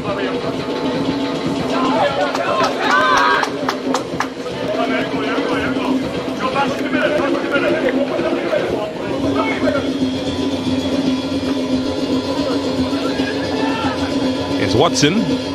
Can't control it. Tell you, I thought that was an infringement. McDonald's a lot closer than I am. Oh, that's good from Joseph. Well cut out by Williams. Covered quickly and finally got it away, well, somewhat. Well, I'm not sure we got to that one.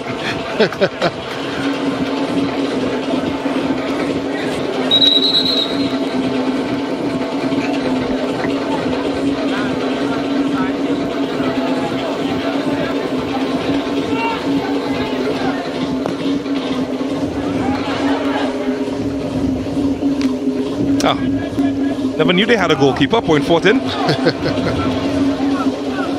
Hasn't been very active in the second half so far, Marvin Phillip. Here's Gregory.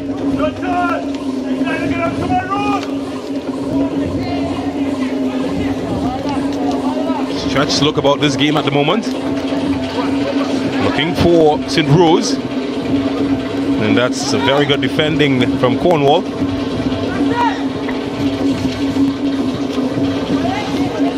Very good throw, distributor of the ball, Marvin Phillip. Something certainly that at the youth level we worked a lot upon. Coach Michael Maurice, of course, the architect, former strike squad goalkeeper, and well, Marcus Joseph, his uncle, was part of that setup and would have liked him to hit the target from there. You expect him to, not that time. Of course, Marcus Joseph, the son of the man, the legend, Sheriff Lobo. One of my former coaches, a family of footballers. Of course, Marvin Joseph of Belmont Secondary, an Intercol winner, top striker in his day. Can't forget Lorne as well. Lorne Joseph. And of course, that man, Che Benny, falls into that family line. It's amazing the talent that comes in gaps in families in Trinidad and Tobago. We talked about the Garcia family. And there's a Joseph family. And of course, if we were to extend that, you think of the Trinidad and Tobago senior team, you think of Jobin Jones, Alvin Jones, and their elder brother who played with Defence Force as well. Kelvin Jones, their father, was part of the strike squad that we mentioned as well. Some families are so lucky. And yeah, I am a journalist.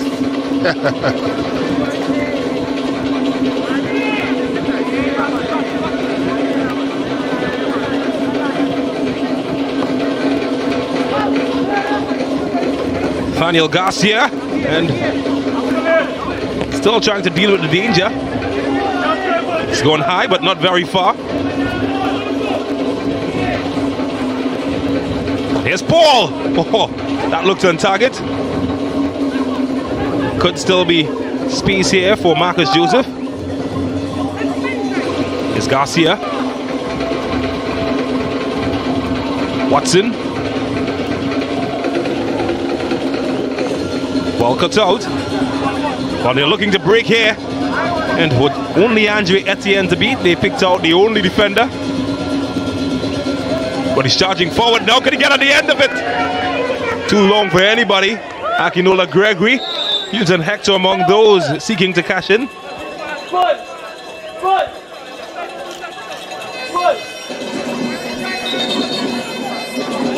Well, how about shuffling the pack? That's exactly what Central FC are looking to do at the moment. And finally, the captain, Pierre, retires hurt. And in comes Jarick Williams, one of two Williams in the Central FC lineup. The other, of course, being Angelo Williams.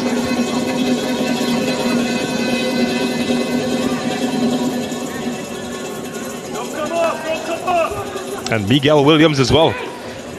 Well, everybody in these parts know exactly who that is. The league leaders, Terminix Rangers. They're going to be playing next, coming up against Central Soccer World. Well, of course, as this fixture continues on, James, think there's no doubt as to who the teams are. It's going to challenge for the Ascension Tournament trophy. You have to wonder if goal difference is going to play a part.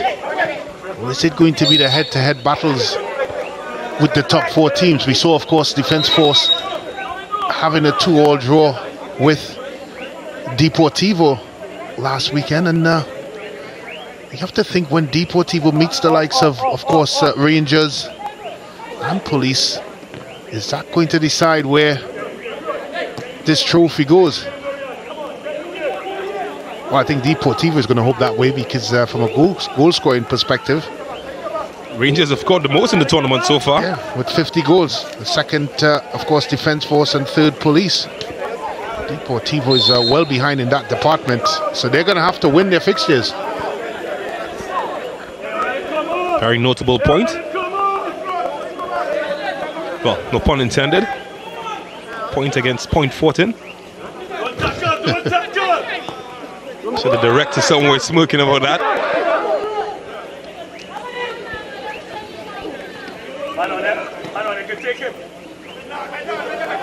Well, that's not the idea he had, as the possession has been gifted back to Point Fortin. Hector, well, didn't get his coordinates on point. Well, he's had a quite quiet evening using Hector. To his standards, yeah, certainly. He's not been able to impact the game. They started him in the 6th position and then moved him up closer in the 10th position, and in both occasions just hasn't been able to find his rhythm. Well, maybe it can change here as Garcia tries to deliver some service. Tell you what, he's not going to be tipped for that type of service. Far from anybody in an orange jersey.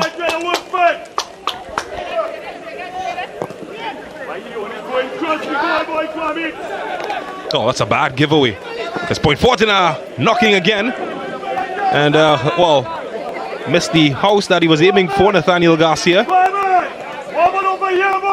They're lucky, Central FC.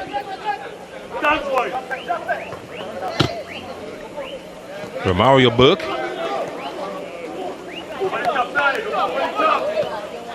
It's Burke, and running out of room under the eyes of Watson.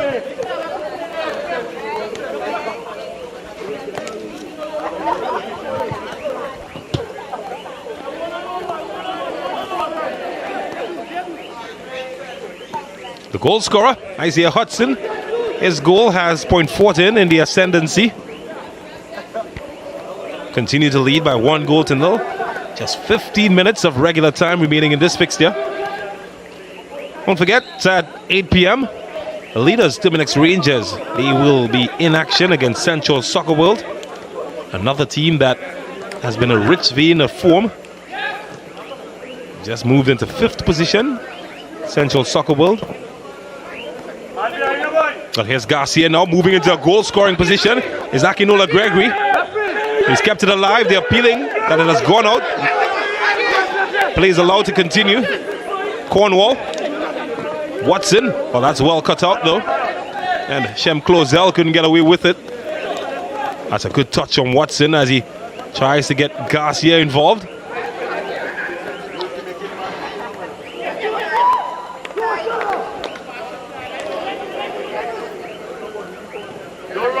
I just feel it's about game management for Point Fortin.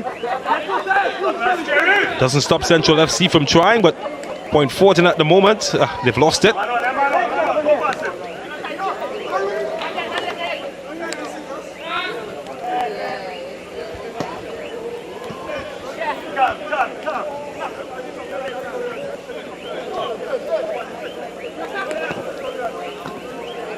What are the keys for this match for Central FC if they had to get back in the fixture? I think it's been the reoccurring theme of execution, really. That's what's let them down for this game. They've done pretty well. We talked about, of course, their leaky defense, but they've been resolute for the majority of this game. They showed a lot of stubbornness and the ability, of course, to disrupt and make it difficult for Deportivo. But it's in the attacking end, a story that hasn't really troubled them throughout this competition, because they've scored freely, 5 goals in their last 2 matches, but they just haven't been able to get it together in that end. And I think that really is the difference in this competition. If they can clean things up offensively, they can get themselves back into it. Here's Akinola Gregory. Oh, he's left his man for dead. And Williams does well to recover.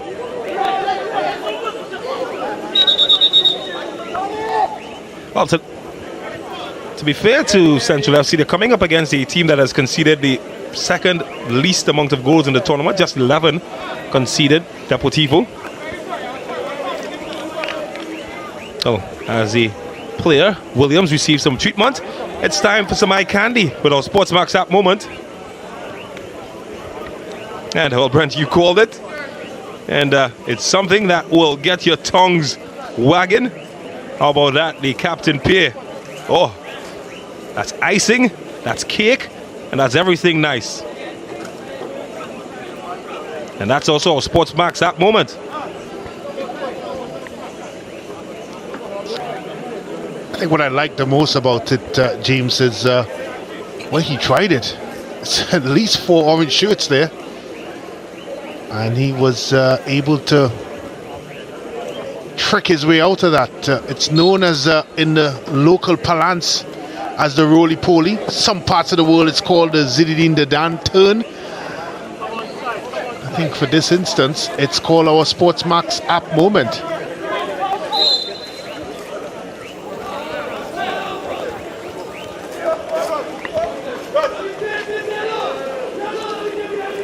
Yeah, that's some good stuff. The league certainly has produced some gems.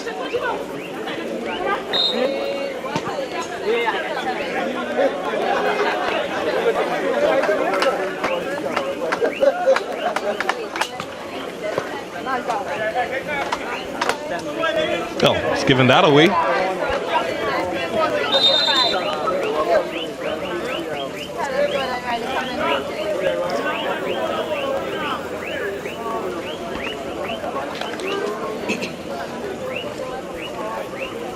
Well, more changes, and they've gone for some pace as the goal scorer, Isaiah Hudson, says good evening to everybody. And in comes former presentation man, Jordan Riley. Fresh legs. Yeah, fresh legs and a fresh, of course, approach to the game. Riley, a tricky customer. Very direct in his approach, and certainly will change the way that point attacks. Maybe that's the kind of change-up that they need. Central now playing with 10 men. Of course, that man there, Williams, out injured. Oh, can they take advantage? Akinola Gregory. Oh, well, he tried. And that's most importantly. Might have gone out first, so it's not a corner, it's a goal kick. Yeah, you can see Central FC now fatigue stepping in as take another look at Gregory's move. I'm not sure if that was his intention. I mean, he hit the post, but that would have been very, very difficult to squeeze that in.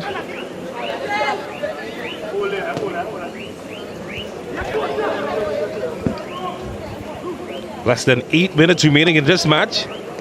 Is there to be more? Well, Riley tried, and well, the side netting seems to be their friend. Second time in successive minutes that the side netting of Aberdeen's goal has been rattled.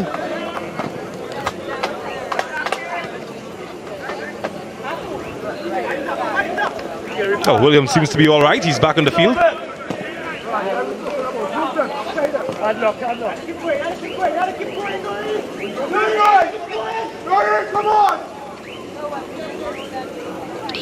Well, Central FC, despite the final scoreline, James, could take a lot out of this fixture.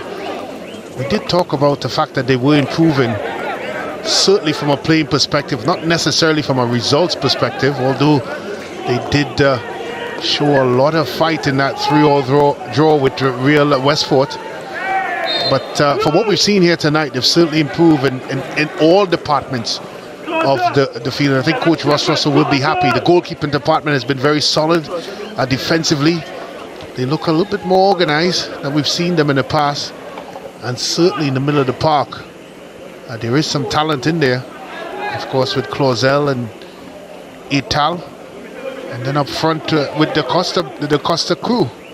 Well, Mario Burke. It's a poor decision again, James. Just a poor decision. I know I've said that all game, but it's really been the difference in this fixture. Had a man side. Book decided instead to try something different. That's what you get with youth.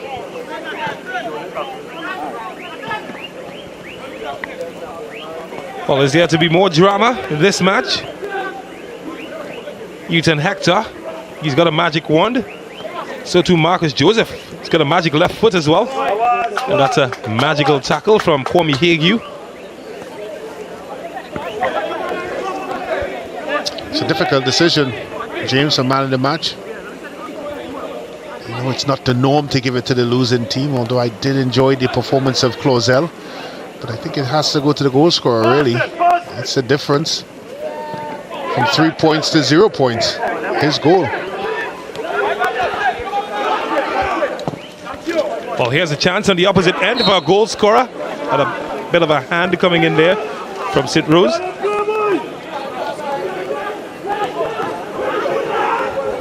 The goalkeeper, Aberdeen. Of course, he's on the losing end, but he certainly would have put his hand in the conversation as well. What do you make of his performance? He's been solid.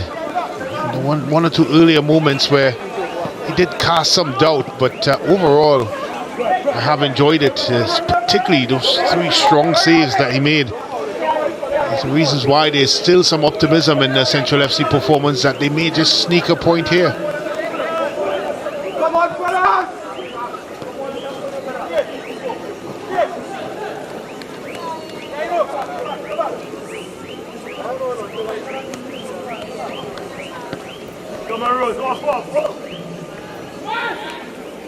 Lots of tough choices all round. Is that when you go to the various platforms to find out what our viewers are thinking? It's called, of course, dodging your duty. There's no problem doing that in this instance. Well, dodged his duty to defend there. Gave away possession to Point Fortin.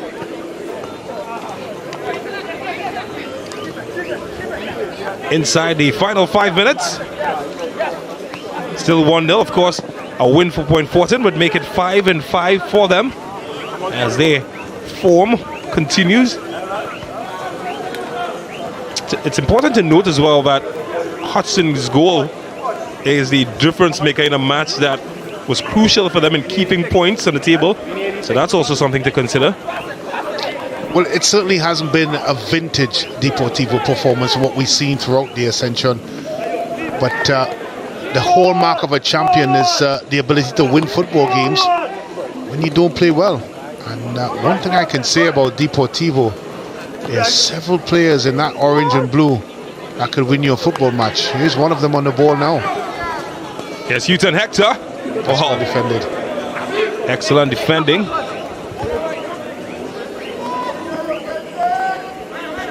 That's a good turn though from Burke. And they get going down the left-hand side to Thomas. Trying to take a road trip with Isaiah Garcia. Stayed with him. But here's the substitute, Jarick Williams.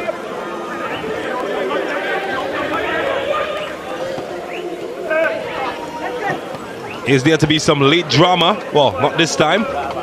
Maybe on the opposite end as Hector is finding some joy.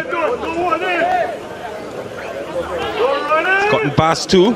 Looking for options to shoot and just overcooked. Trying to find Marcus Joseph.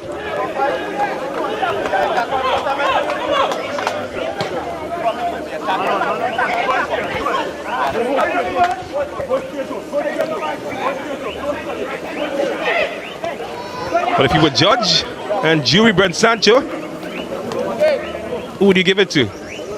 Final ruling, you're man of the match. I'm putting you on the spot. It's very difficult to look away from the match winner. Any day goes win matches. I think Aberdeen's performance has been outstanding, incredible. And of course, Closel has been crafty in possession, but the difference in the scoreline and the difference maker is that guy, Isaiah. Well, there we go. I didn't go to a World Cup. I don't have that side of experience. Isaiah Hudson. Well, another chance to shuffle the pack again for Central FC as they look to try one final chance at getting something out of this game. And the Keyshawn St. Rose has been taken out. Jashawn Thomas makes his way on. And also coming in is Jemima Mulrain, who interestingly was left out of the starting lineup. He's usually one of their starting 11 players.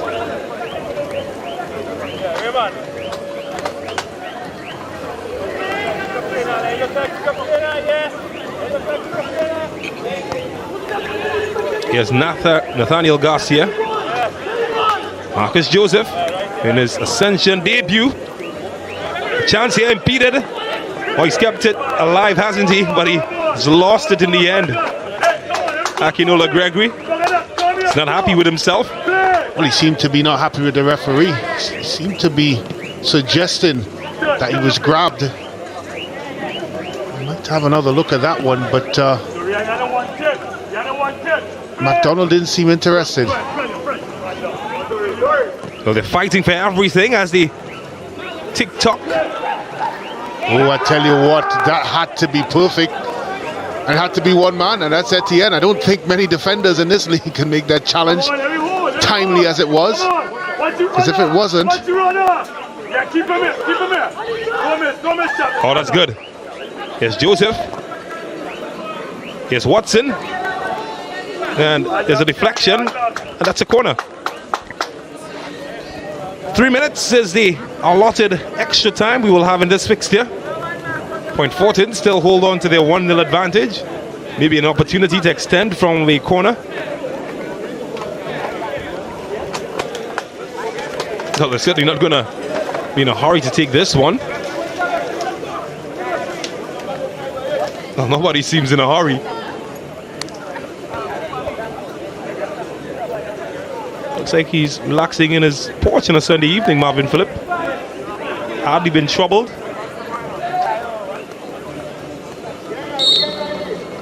Well, here's two men that can change a game in the blink of an eye. And, well, Ronald Paul was almost one of them. And he just didn't find his direction, the defender. But he'll have another chance as it was deflected.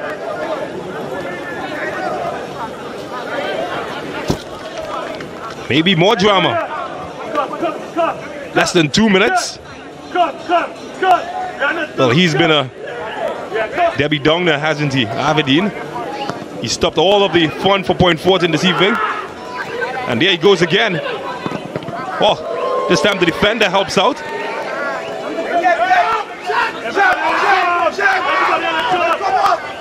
They want the insurance, Point Fortin. Here's Joseph. Oh, he's throwing down bodies left, right. And he's done well.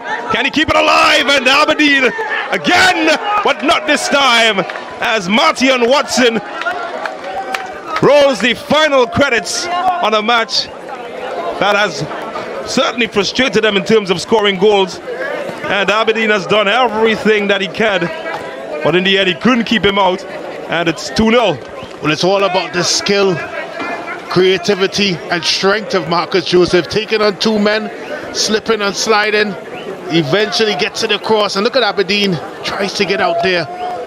But Mateus was there and deflected in the goal. Well, of course.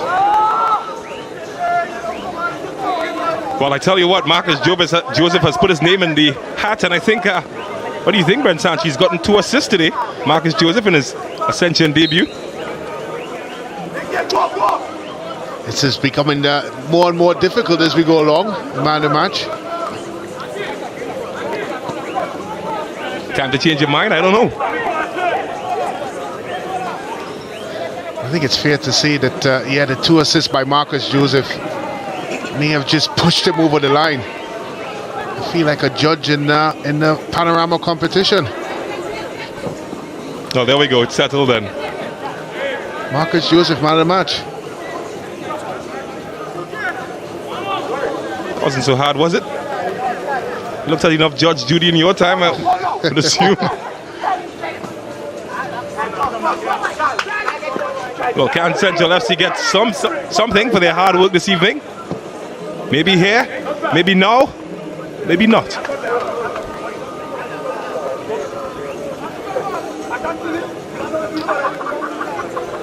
Oh, what a match. And again, Central FC not getting on the score sheet this evening. But that man didn't, but he certainly created the atmosphere for them to get something of the match. And at the end of 90 minutes, it is Deportivo .14 2, Central FC 0. Disappointment for the team in yellow. Jubilation for the team in orange. And I think it's fair to say that Deportivo, happy of the teams. Not the most convincing performance from them in this competition, but it certainly is one that has gotten them over the line and has brought them within touching range of the top three. Just a point shy now of third place Police, who are on 24 points. Deportivo, of course, moving into 23 points. In fact, they've moved level on points with Police on 24. Police certainly will be looking at this match and knowing that they can't drop points this evening. Let's see what they did though.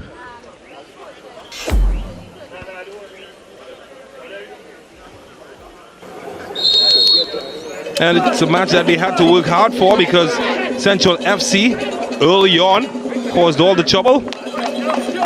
Not the most troubling moment though for Marvin Phillip. But then Hector, Marcus Joseph and Hudson combining. And that was the opening goal of the game. And the first assist of the match for Marcus Joseph.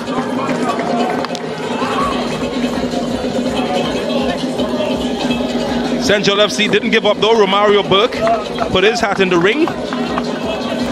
Not this time, not selected. And then later on, it was the DaCosta, Leandro DaCosta,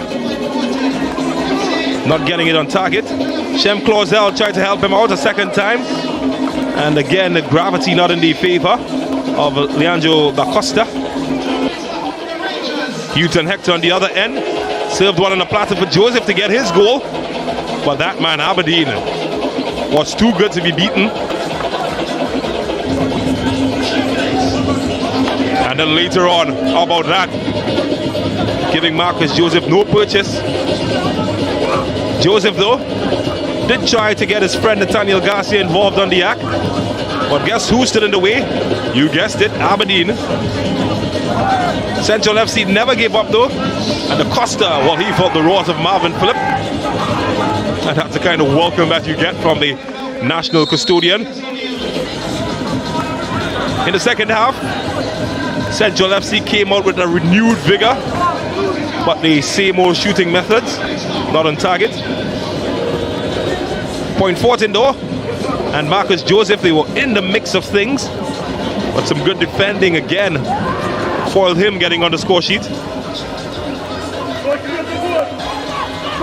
And everything offensive went through DaCosta, but Marvin Phillip, well, he was a party pooper most times. One of the best chances of the second half, couldn't pick out Houghton Hector or Akinola Gregory. Not even Garcia could dial in from long range. No repeat of that wonder goal from last week. But Marcus Joseph, well, he's such an architect. He designed the chance brilliantly, and the substitute Watson ensured that he got his name on the sheet. Oh, look at that. That is experience and talent, and that's a good goal for .14 FC. One they were made to work hard for, but it doesn't matter in the end. Goals win matches, and it's a goal that takes them tied on third. Well, I'll tell you what, Brent Sancho has the fun job, and he's standing pit side. But first, let's check out the numbers and see what they look like in this match. And, well, heavily skewed in favor of Deportivo. 17-10 in terms of shots. But this is where it gets interesting and maybe where the match swung, because 8 of them were on target for Deportivo as compared to just 1 from Central FC. Pretty even after that. There's meaningless statistics. 6 saves though. That kept the Central FC in the match. And well, that's how the cookie crumbled. Deportivo winning that one by 2-0. Well, I told you about Brent Sancho and his fun job. Let's hear what he has to say. Well, I'm joined here by Coach Julius of Central FC. Of course, a disappointing result, but a good performance. What's your thoughts on today's match? Well, today's match was a very pleasing match to me. But with the rest of the games, you realize that we got a cheap goal, which wasn't very really the fault of the players. And we picked up from there. But you know how the football goals just go sometimes. We just didn't get none over the line today. But I was pleased with the performance. Well, of course, Coach Russell talked a little bit about your inability to stop goals and your ability to score goals. It seemed to be the reverse today. Yeah. What's your thoughts? Well, today we're more concentrated on dropping off and then get the transition and going to attack. So we're working on the defense today, which we got today more or less. But today the attack failed us. So we're going back on the drawing board this week again to see on the next game what we could improve on today's game. Well, it's an unfortunate result for you, Coach Julius, but nevertheless, a good performance by Central SC. All the best to you and, of course, your team in the future matches. Thank you very much. That was, of course, Coach Julius of Central FC. Of course, talking about the team's performance and how well they played defensively, but offensively it just wasn't there for them. I'm now, of course, joined by Coach Selvon Francis of Deportivo Point Fortin. Of course, Coach, positive results, 3 points. Happy with the performance? We know it will be tough with the Central team. We know they had some new players come in and we expected a tough game, so I'm kind of comfortable with the performance. Well, we talked a lot in the build-up of this game about the conditions of the ground. How much did that impact your performance here today? Yes. Definitely. We had some problems with the conditions of the ground. They need to do something concerning the ground. I mean, pretty soon it become unplayable, and it kind of affecting our style of play at the moment. But we will bring it home. Well, of course, Coach Francis, another victory, another 3 points, moving up the table. All the best to you and the remainder of the games that you have. Thanks, Ben. That was Coach Francis, of course, of Deportivo Point Fortin, 3 points today. And I'm now joined by today's, of course, man of the match, the man whose 2 assists was the difference in the game today. And that man is Marcus Joseph. Marcus, of course, your first game in Ascension. Tell us your thoughts on today's game. You know, today was a pretty tough game, knowing that, you know, this team was younger than us. It was for us to just, just to get in a good rhythm and let us match them and take our 3 points. Well, of course, your 2 assists was the reason why your team scored 2 goals. Talk us through the 2 assists that you had in this game. You know, the 2 assists is always important in football also, because goals win matches, and for you to have a player like, giving assists in games, it's very important for the team also to have a player like this. Is there belief in that Deportivo locker room that you could win this Ascension tournament? Yes, I think all the senior guys in the tournament, they are motivating all the young guys, and I think, the confidence is coming game by game. Thank you very much, Marcus Joseph. You are man of the match. Congratulations and congratulations to your team. Thank you very much, sir. Well, it started even and it ended with a winner, but we certainly enjoyed all of the action. And in the end, Deportivo Point Fortin walking away 2-0 winners over Central FC. Thank you for sticking around with us. Do stick around further, because we take a break, and when we come back, we've got match number 2. Terminix Rangers versus Central Soccer World. Until then, see you later.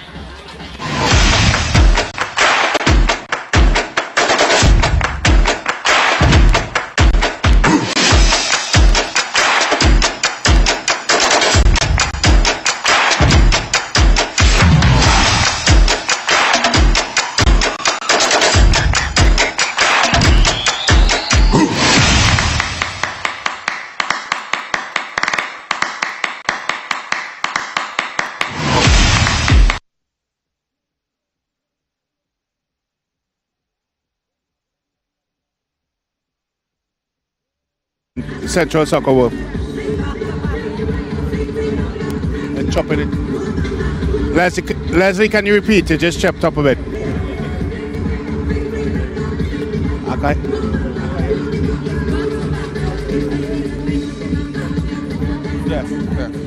Yeah, ready.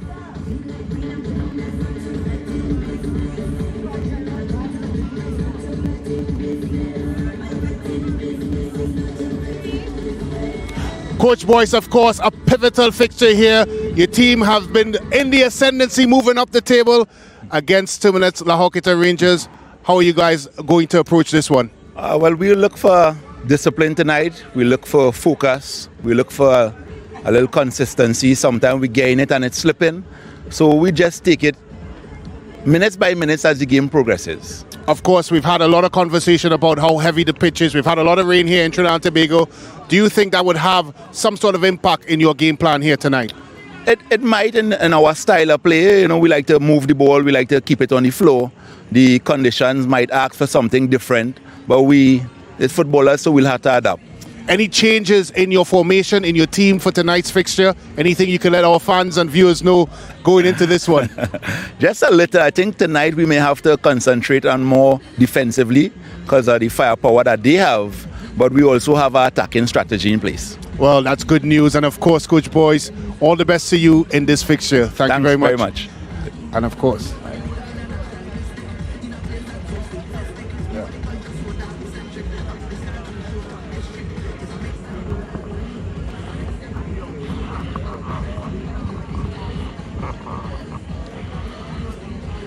Yeah.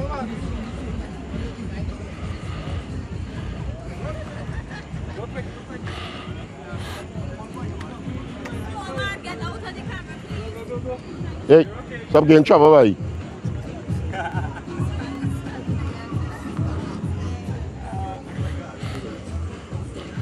Well, of course, I'm joined now by coach of Terminix La Horquetta Rangers. Coach, 3 points at stake here tonight, chasing pack.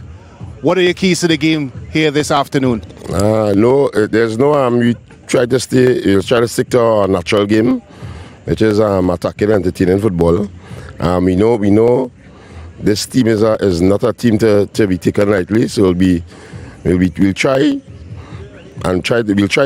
as hard as we could to finish off the game early. But we know this CSW team. I think they already have a scalp in the league with police. So we'll try our best to see if we can get the win tonight. Of course, you've had your goal scoring charges distributed throughout the team. No one in particular have really taken that charge. Is that a key to the success for Terminix La Horquetta Rangers? Yeah, I think the workload shares around. No one player scores a goal. I think it's a team score. It's a team effort. Most good teams are a team effort.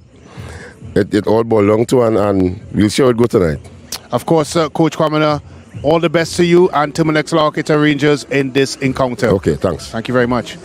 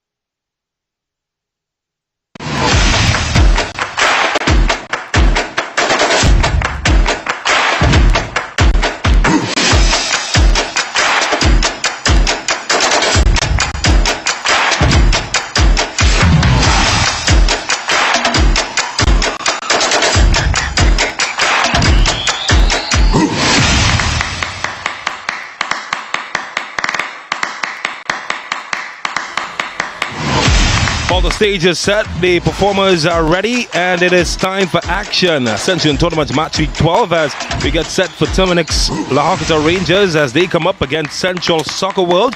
It's the team in first position coming up against the team with one of the best form records in recent time in fifth position, and a match that promises so much. Well, James Saunders is my name, and I'm joined by former T&T World Cup defender Brent Sancho as we call these matches, as we heard from the coaches earlier on.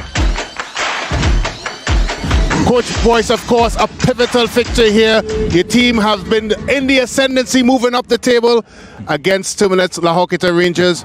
How are you guys going to approach this one? Well, we look for discipline tonight. We look for focus. We look for a little consistency. Sometimes we gain it and it's slipping. So we just take it minutes by minutes as the game progresses. Of course, we've had a lot of conversation about how heavy the pitch is. We've had a lot of rain here in Trinidad and Tobago. Do you think that would have some sort of impact in your game plan here tonight? It might in our style of play. You know, we like to move the ball. We like to keep it on the floor. The conditions might ask for something different, but it's footballers, so we'll have to adapt. Any changes in your formation, in your team for tonight's fixture? Anything you can let our fans and viewers know going into this one? Just a little. I think tonight we may have to concentrate on more defensively because of the firepower that they have, but we also have our attacking strategy in place. Well, that's good news. And of course, Coach Boyce, all the best to you in this fixture. Thanks you very much. And of course, I'm joined now by coach of Terminix La Horquetta Rangers. Coach, 3 points at stake here tonight, chasing pack. What are your keys to the game here this afternoon? No, there's no. We try to stick to our natural game, which is attacking, entertaining football. We know this team is not a team to be taken lightly. So we'll try as hard as we could to finish off the game early. But we know this CSW team. I think they already have a scalp in the league with police. So we'll try our best to see if we can get the win tonight. Of course, you've had your goal-scoring charges distributed throughout the team. No one in particular have really taken that charge. Is that a key to the success for Terminix La Horquetta Rangers? Yeah, I think the workload shares around. No one player scores a goal. I think it's a team score. It's a team effort. Most good teams are a team effort. It all boils down to, and we'll see how it goes tonight. Of course, Coach Kwamina, all the best to you and Terminix La Horquetta Rangers in this encounter. Okay, thanks. Thank you very much. All the curtains have been drawn, and our first look at the performers as they make their way out in what is a keenly anticipated contest. Brent Sancho, of course, a match that we've all looked forward to. Central Soccer World, they've picked up some form in recent time. They've moved significantly into fifth position in the standings, and they're coming up against the league leaders. What are some of the keys to this match? Well, I think when you look at Central Soccer World and, of course, their ability to start to pick up points, you'd have to point to the fact that from a fitness point of view, they seem to be getting into stride. We heard a lot from Deportivo PF in charges and their coaching staff, how important it is for them and has been for them, of course, to develop that side of the game. And I think it's similar here for Central Soccer World. You listen to the words of course, Coach Kwamina, James, and what he's been saying, and of course, he's paid particular attention to what Central Soccer World has been doing over the past couple of weeks. And he said, of course, he's not taking this one for granted. He's very aware of what they're capable of doing. Of course, for Terminix La Horquetta Rangers, the goal is simple. They have to continue winning football games. There is a chasing pack in the likes of Defence Force, Police, and Deportivo PF. And it comes down to, of course, the head-to-head situations. Well, Nikolai Nairon will be in charge of this fixture. Started his career in 2015. Was part of the officiating cast for the CONCACAF Under-20 World Cup. And he will take charge of this contest. To his right, of course, Caleb Wales, who will be in Qatar representing Trinidad and Tobago at this year's FIFA World Cup. And the rest of the cast, Ainsley Rochard, a referee with a ton load of experience, and CJ O'Brien. So they are the officials. Let's look at the cast who will be representing today and the Central Soccer World. They've got Moses Jaikaran making his way in. Of course, they're going to be led by Nicholas Dillon, who resumes from international duty in the CONCACAF Nations League with Trinidad and Tobago. Captain Ryan Frederick is in there together with Jason Joseph. They should provide some experience for them, while Keelan Burnett and Leroy Wiley is in the starting lineup. Randolph Boyce is the coach of Central Soccer World. And for the league leaders, Terminix La Horquetta Rangers, well, they just love to shuffle the pack, don't they? They've got their leading goal scorer, Kadeem Corbin, on the bench, and they've also got Javon Morris, their defender. Caleb Sturge will command the back together with Rush Jr. and Jesus Perez. And there's a new addition in the camp as Josiah Edwards makes his competition debut. And Emmanuel Thomas, the impressive midfielder who came in last week and got his first start, he has also retained the spot. Atula Guerra, our player of the week, is also part of the lineup.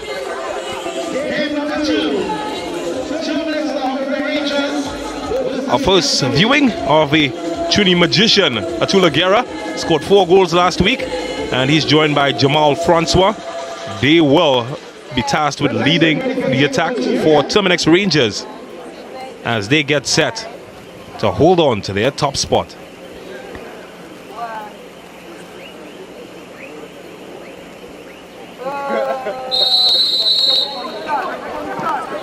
Nikolai Nairon is satisfied that all is regular and correct, and he's signaled the start of what is expected to be a blockbuster.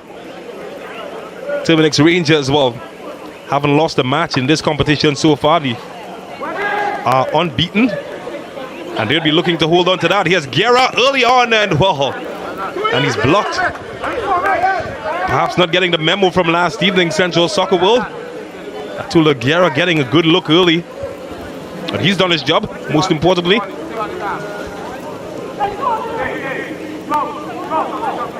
Central Soccer World, they've gotten 3 wins in their last 4 fixtures. Certainly full of confidence has elevated them to 5th position. First they'll have to defend Junior Asun's corner. That's good hands, although there's an appeal for something. Waved off by Nikolai Nairon.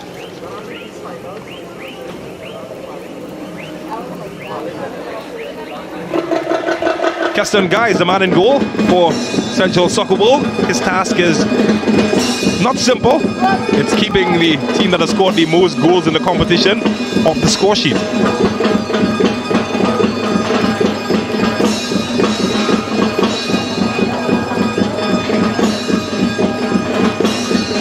There's Wiley. Kemuel Rivers, one of the defenders that has scored the most amount of goals in the competition. Certainly in a battle with Ross Jr., who's on the opposite end of the field. Defenders who like to get forward and score.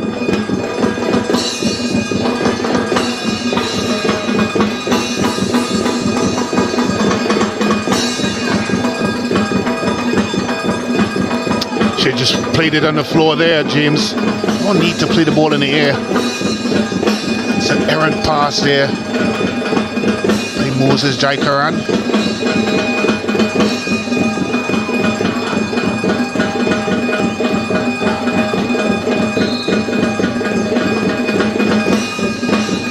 Talk a lot about the shuffling of the pack by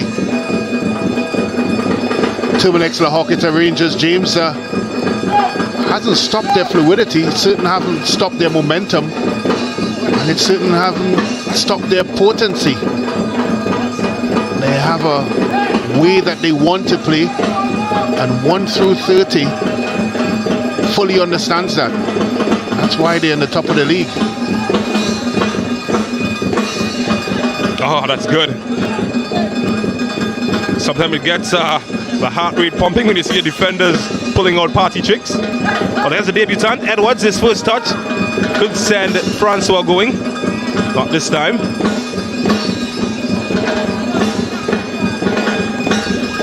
Are you one of those that pulled out tricks, Ben Sancho? Probably would have been sent packing back to Trinidad. My managers were all defenders. Jim Duffy at Dundee, no nonsense defender. Certainly would not have enjoyed that. Well, St. Hilaire could be tested early, and wasn't part of the national team squad. He didn't have good hands, and he proved it yet again. He's called up for international duty. His first time at the senior level. Barry St. Hilaire had to play second fiddle though to Marvin Phillip, who played in the earlier game for Point Fortin. Good time though to welcome our viewers across the Caribbean at Sportsmax, on Scene TV in Jamaica. Watch the scene as we see in Trinidad and Tobago. And also to CCN TV6 right here in Trinidad and Tobago.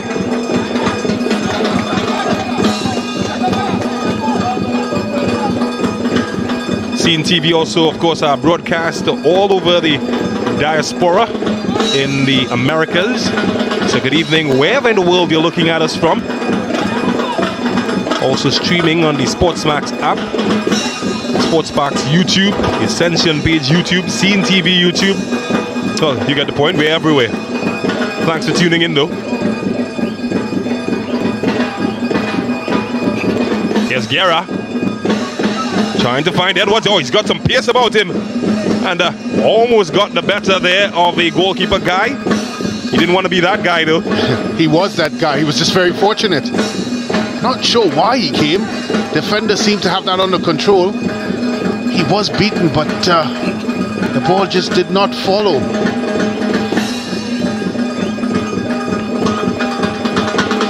Well, they're not going to come knocking. They're going to try to break the door down with that throw.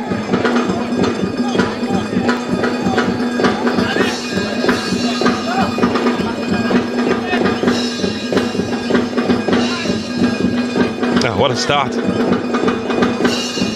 Always expect action.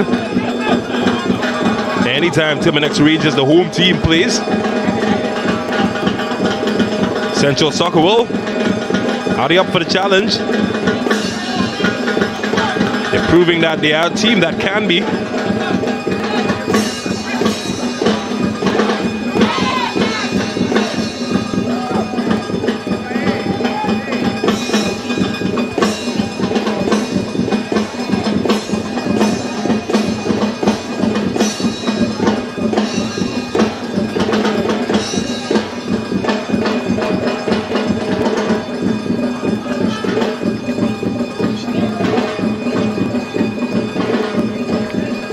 Junior Asun, they would have seen his highlight reel on the YouTube platform, and in no mood to give him any space, Jason Joseph.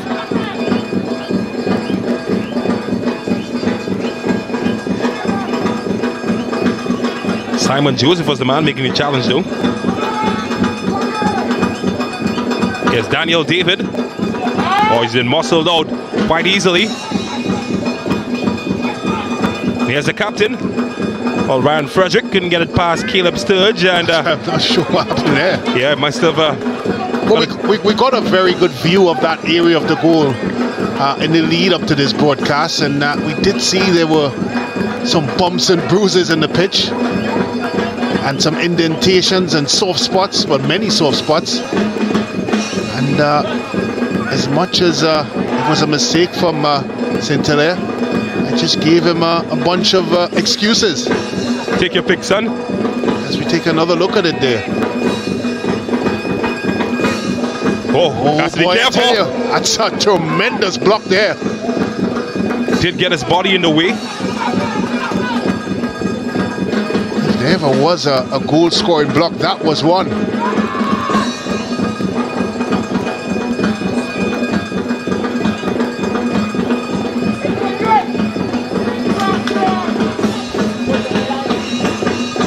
Selvon Francis, you may remember, prior to this match, he spoke about the condition of the pitch and maybe the fact that something needs to be done. Is there anything really that can be done in this type of weather, you think? Well, it's 2 games on a Friday afternoon. We've had torrential showers, and sometimes pitch may need some time to get back up to nick. There's no doubt in my mind, James, that this is easily one of the best playing surfaces in the country. Once up, alive and well. And the tournament has been played in tremendous spirit and certainly in tremendous form and fashion.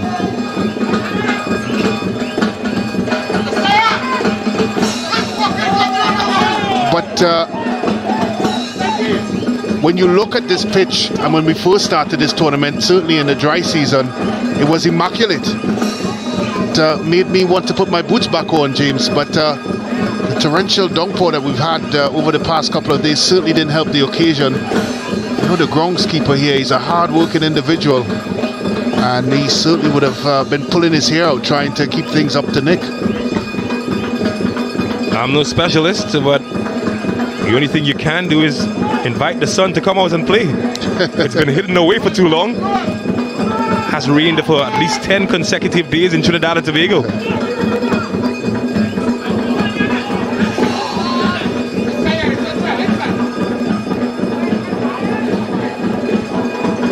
I'm sure the boys out there don't mind too much. I've seen worse conditions.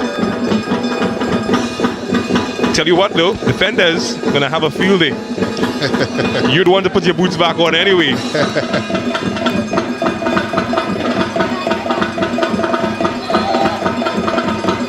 There's Wiley.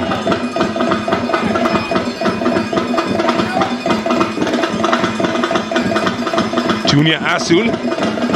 Well, looked good for a moment, but he ran out of space.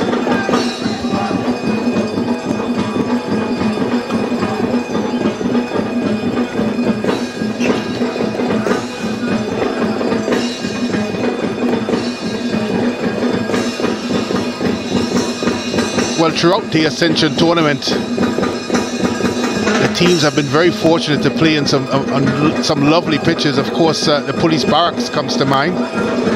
Has taken a bit of a hit over the last 2 months or so. Not sure why. James, you may know why.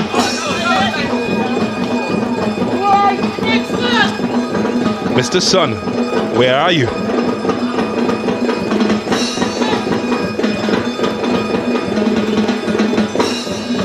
Well, here they come. The Green Army looking to make an indentation in the scoreline. Not this time. There's Junior Asun, the former Shiva Boys man. Oh, he's so clever, isn't he? And well, everybody knows his reputation. Not going to give him an ounce of space. So you see another bit of that skill there by Asun, as Shiva Boys standout. And of course an SSFL champion, both at the Intercal and League level. Him and his compatriot Richardson at the back. Remember that absolute screamer he scored against Karpi Chima in Intercal semi-finals, James. Well, here's Guerra. Wow, you expect that he hits the mark from that kind of range? Not this time. They've crowded him out like ants around a fallen drop of cake. No room in the inn. Here's the debutant Edwards. It's already shown he's got some pace. Needed a bit more guile in that situation. Well, Nicholas Dillon has lost it in a bad area to the wrong man. And well, might have bent more than Guerra would have anticipated. And well, they're quite fortunate.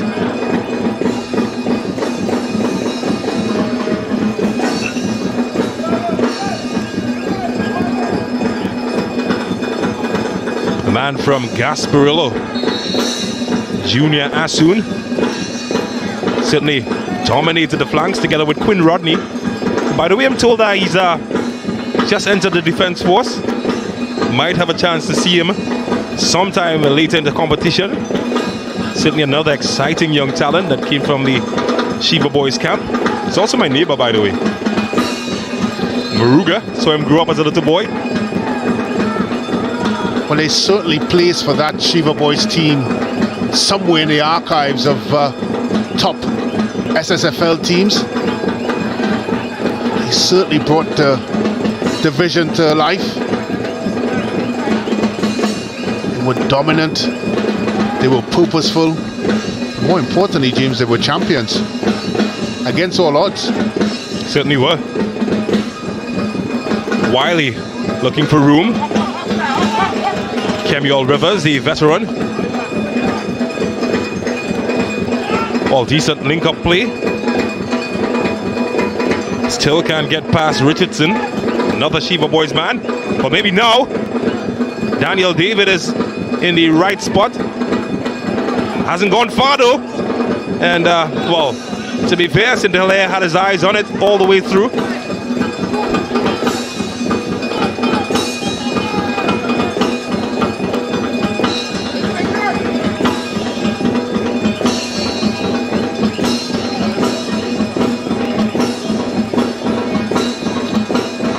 Well, for what we've seen so far in the first 14 plus minutes or so, James, I would suggest that the Central Soccer World team don't believe that they have to bow down to Rangers. They've shown that they want to match them, and they've carved out 1 or 2 opportunities already.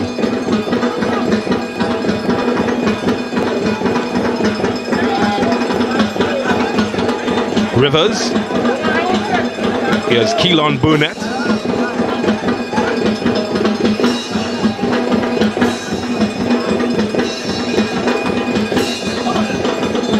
Decent link-up play. Can't get past Jesus Perez. And Manuel Thomas intercepts. God, he certainly impressed the last evening. Manuel Thomas. His first start for Rangers. One of the new players brought in. Well, here's a man. It's not that new. And, well, that's new that he didn't hit the mark, though. It's certainly been an end-to-end competition so far. Not the Rangers that we normally see in a first half competition. They're normally quite reserved in their approach. But it's been toe-to-toe. I'm not complaining at all. It's been entertaining. Not sure he will agree, though.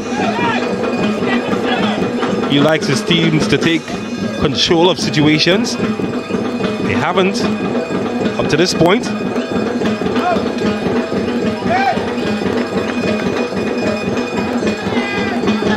When you measure up their normal first half performance in this league. Well, that came close, and I'm not sure that St. Hilaire, you'd need the assistance of the replay to see what happened there. It flew past him, fortunately not through him. But once this ball came across and ricocheted eventually to the captain Frederick, James, if that hit the target, I don't know if Hilaire would have got to that one. It had goal written all over it. I was just mentioning that we're so used to seeing Rangers dominate games in the first half by not even having the lion's share of possession. They dictate the tempo of the game by dropping off, but this game, I tell you what, Central Soccer World is here to play. Oh, look at this! Wow, St. Hilaire. Well, this time he was quite aware of what happened. And that's an excellent stop, Brent Sancho. I don't think he knew much about it, James. They're asking questions, that's for sure. Central Soccer World. Oh, it's Likelbot Stalawa. That's a good stop there. Caleb surged with the improvisation. But certainly, if this was a boxing match, I would suggest that Central Soccer World is ahead on the cards. Caleb Sturge would try to get them further ahead. Kiara would hope to get them ahead on the score sheet, not that time as Thomas stopped. Well, Nicholas Dillon gives it away cheaply. Here's Josiah Edwards making his debut. And, well, has a lot of work to do.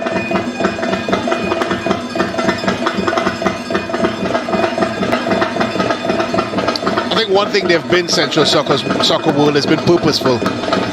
There's a clear identity in the way they want to play. There's a clear understanding of what they need to do, and it's the reason why they've, of course, showed a lot of enterprise so far.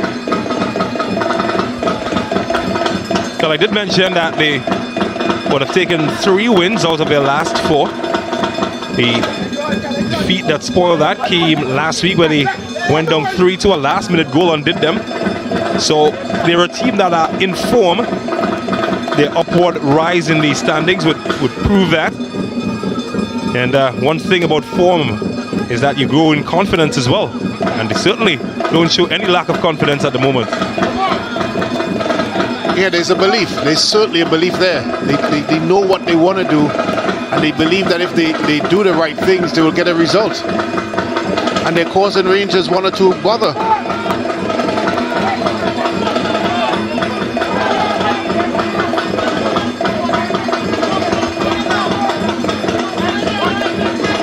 Yeah, he's had his hands full all day. And, well, his mind is sticking. Dave Kwamina. Here's Moses Jaikaran. That's a good-looking ball. And Sintolaire with a good-looking save.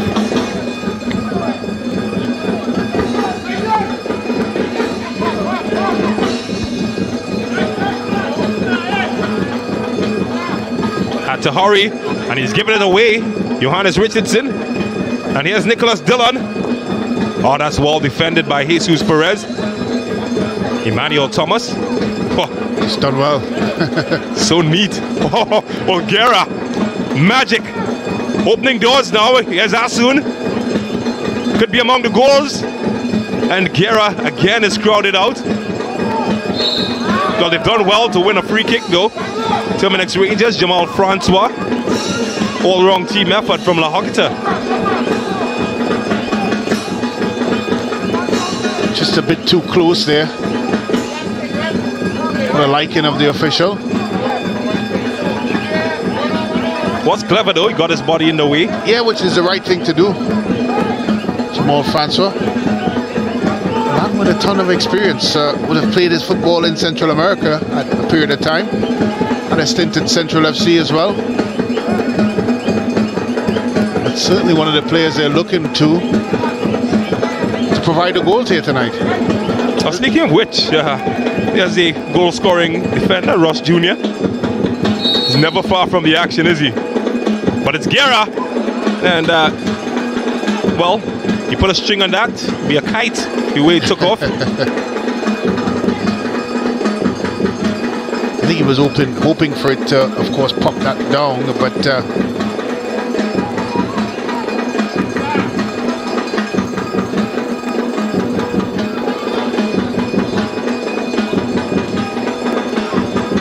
well, Jason Joseph has played from a really deep position today, the former W Connection man. That's the number 13 for Central Soccer World. So here's another former W Connection standout. Rivers. Jaikaran, Joseph, and Jesus Perez. Oh, that's what a touch from Guerra. Silky smooth, isn't he? I think he's finding his best level at Guerra. look at this for a touch here, James. I tell you, many in the world would admire that. Hit the ball his. Yeah, you're right. He's really getting into a vein of form, starting to now, of course, be a determining factor in football games. Heavy touch from Edwards. Gifts it back to the Green Army. And a heavy touch in the opposite way causes a foul. Well, heavy touches on both sides of the ball.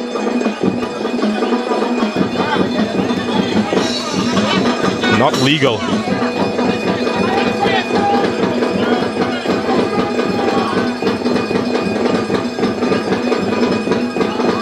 Oh, that was late and it was high. That was very naughty. We've seen those, James, in the EPL given as a red. I'd like to take a next look at it. I just felt that Caleb, the man in your picture here, mistimed it, but he also left his imprint on Jaikaran. And as we take another look at it, oh, James, that's very, very naughty. He's lucky just to see yellow. Very lucky. Well, if you looked at the Costa Rica versus New Zealand match, that of course was the playoff match, the last playoff match of the World Cup. A New Zealand player was sent off on mirror. Very similar challenge. Yeah, correct. And we saw it a lot in the Premiership when, of course, the VAR was utilised. And the players like that was called back. It's very lucky. Well, the good news for the team from Central Trinidad is that Jai Karan is back on his feet. He's hobbly, he's receiving some treatment all outside of your screen. So they're playing with 10 at the moment as Jai Karan gets set, and well, looks to be pretty all right.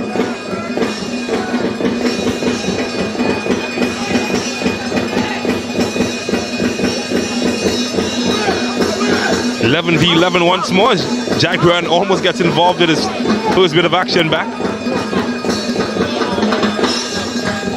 Not well intentioned, or executed for that matter.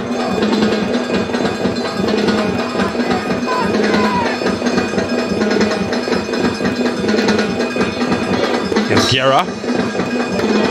Daniel David has Edwards ahead of him. Oh, he's deciding to go all alone. And that's a great ball in, and that better defending. Somehow that was kept out. Got some eyebrows raised there.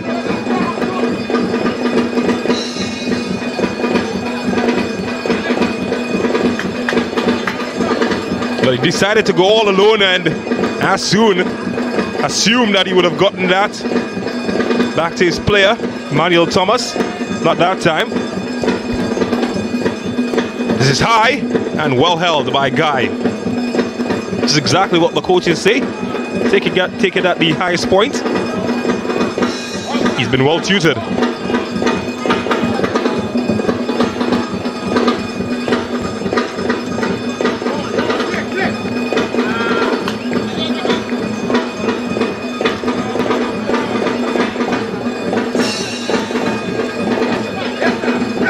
Rivers.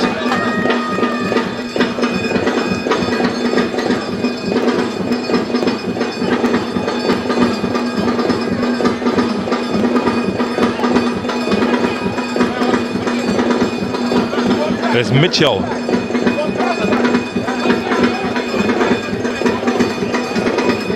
Nicholas Dillon versus Sturge. Oh, that's a good pass. Cut out and, well, miscued his effort.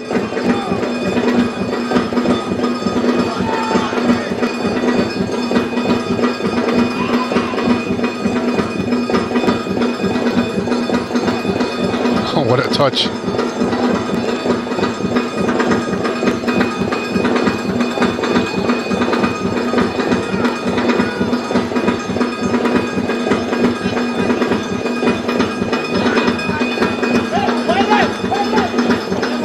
Mitchell has the support of Rivers. Well intentioned. Couldn't find his mark though. Here's Asun. He's dazzled. And well, he's fouled as well. Having a tough time containing him. I think Simon Joseph had the early opportunity to make the challenge and passed up on it, and Asun of course obliged and blew by him. So take another look at it there. That first instance there, I think he had second thoughts. I think that was the difference between making a challenge and picking up a foul. It is a set piece opportunity for the home team, Terminix Rangers. Piling the big bodies forward. Nasun find one of them. Oh, it's swallowed nicely in the end for Guy. Guerra was lurking, he smelled blood.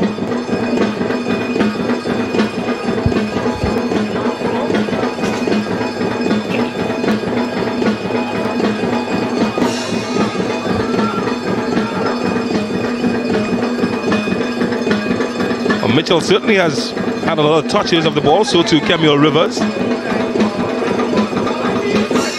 might concern Rangers if the defenders have more of the touches. Here's Ross Jr. Haven't really seen him in the attacking third of the field, apart from an earlier free kick. They don't need him because they've got this man.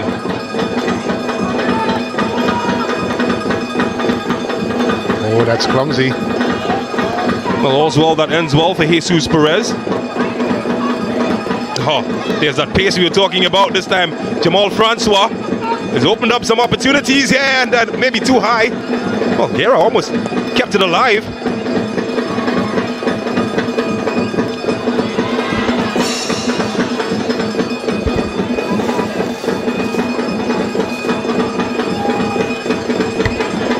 While approaching the half-hour mark.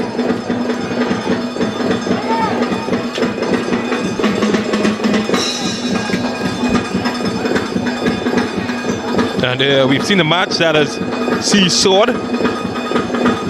Still haven't found a leader thus far. Maybe Nicholas Dillon can change that. Good looking ball from Dillon. And well, he's a tad too late there. Yeah, he's straight. He had an earlier option of making that pass.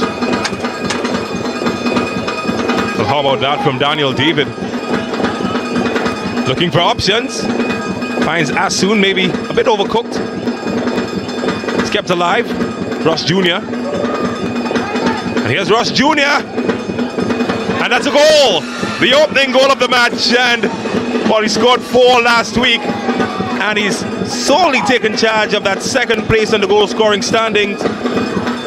He's right up there with the best of them as Atula Guerra breaks the deadlock.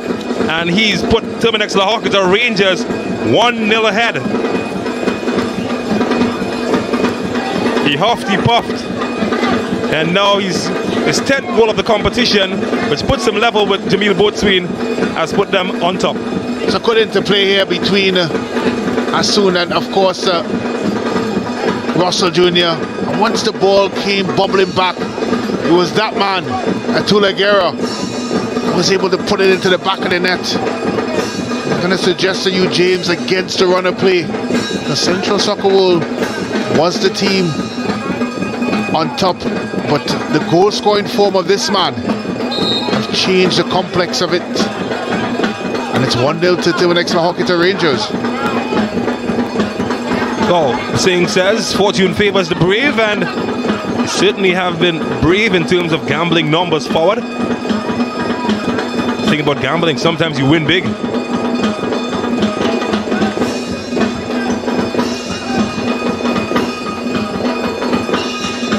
How will Central Soccer World respond? Dillon and St. Hilaire. Oh, he had to get jiggy. Did exactly that, but how about that? From Asun with another highlight reel. Potential Sports Max app moment. I tell you what, he's got the bag of tricks. You can invite him to your kid's birthday party. He's got all the tricks.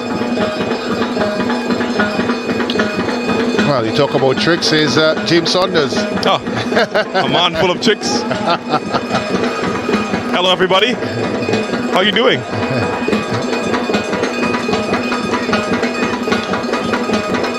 Well, I think the viewers finally found out that we do have the best seats in the house.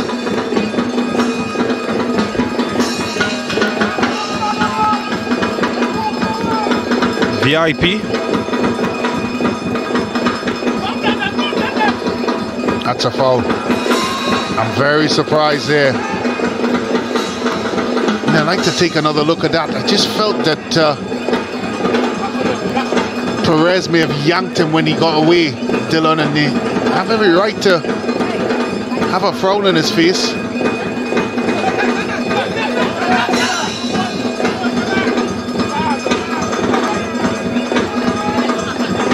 Well, they've won it back. Edwards gets it to Francois. At least that was the intention. It's a cruel game, football. Central Soccer will certainly held their own. They are the team that find themselves trailing.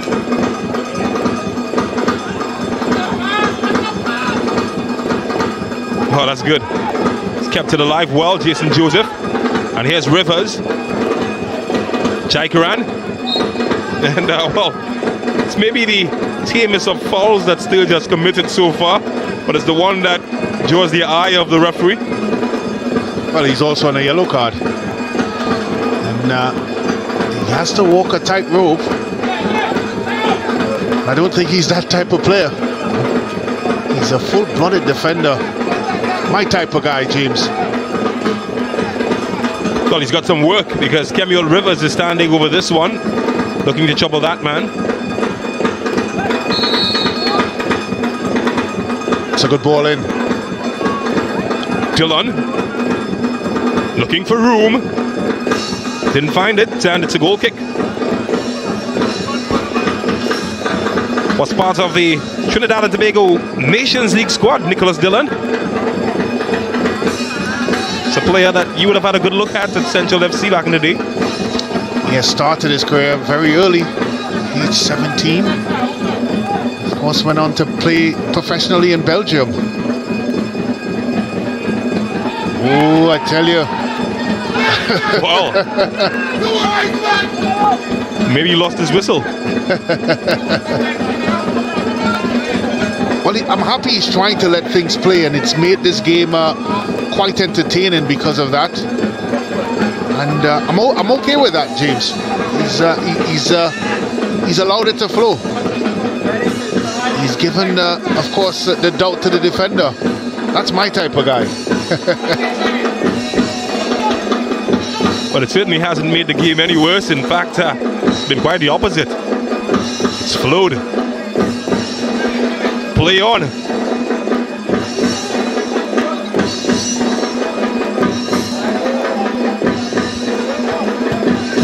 Well, I am an Eagle. Certainly flown quite often in this match, and with good effect. Here's Guerra, though. Edwards deflected, and Francois somehow, someway contrived to put that over the top. Well, I'm quite sure he would have felt that that ball took ages to come down. And in all his anticipation as the ball was ricocheted here from this shot, he just didn't have the composure to let his laces do the talking. Instead, I think the anxiety of waiting on that ball to come down eventually got the better of him. A chance, James, certainly a chance.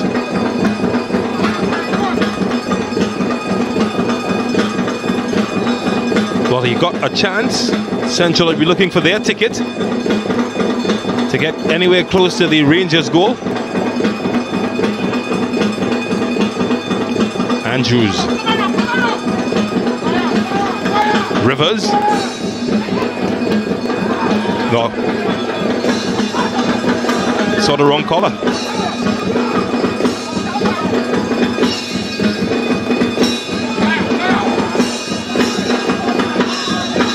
Frederick.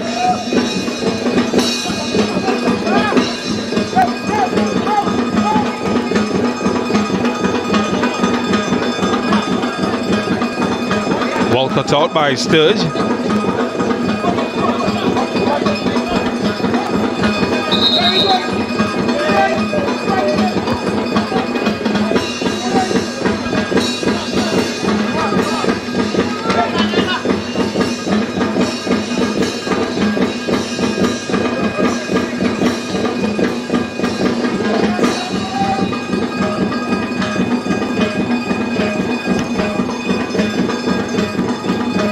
So they're taking their time now, reassessing the options ahead of them. Not eager to give it away. Waiting for their moment. So that one was given away cheaply, and they off to the races now. Guy showing he's just as good at his feet. Oh, that's good. Not sure how much he knew about it, but it was good.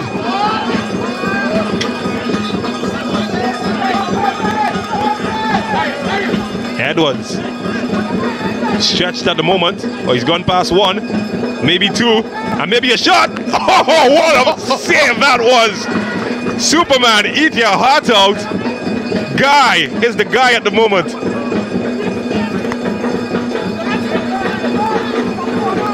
He spoke about tackles that you love.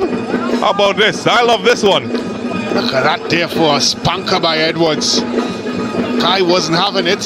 He didn't want to be part of a highlight reel. What a save. Might make the highlight reel for good reasons though. It's always good to be on that end of it. Was a good save. Full stretch. Good stuff.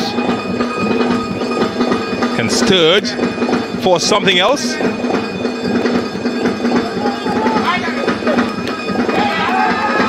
No whistle. Here's the captain. Jason Joseph. Dylan. I'll tell you what, oh, that's good from Daniel David, by the way.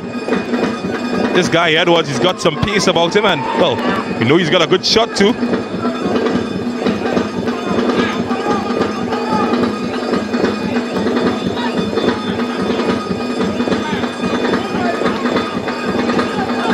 Joseph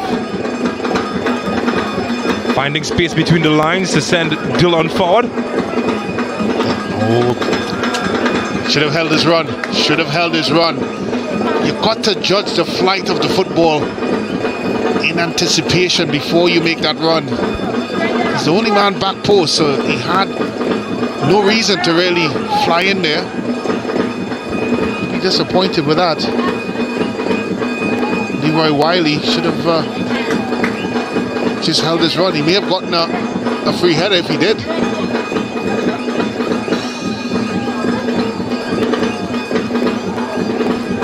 Well, we are inside the final 5 minutes of the first 45. And, well, the league leaders, no surprise, they're leading by 1-0. If you've been following the minutes, though, much more even than the scoreline might suggest.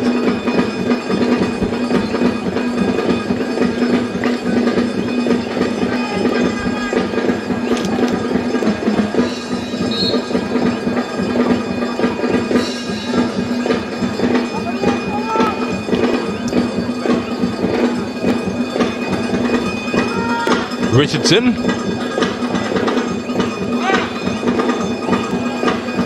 And Jesus Perez trusts the footwork of his goalkeeper Sinclair.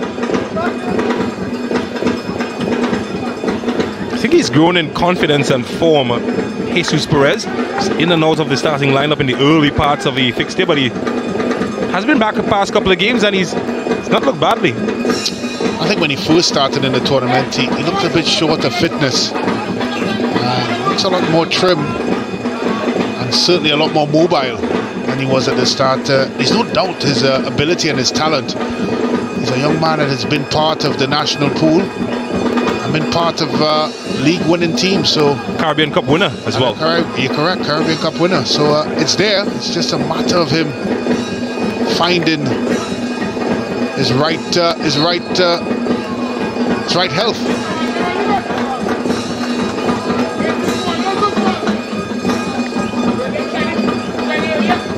Well, he would start that attack.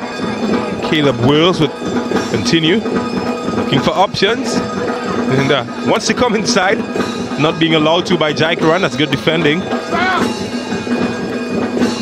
Oh, that's good. Jesus Perez just spoke about him. And here's a man who's been really good.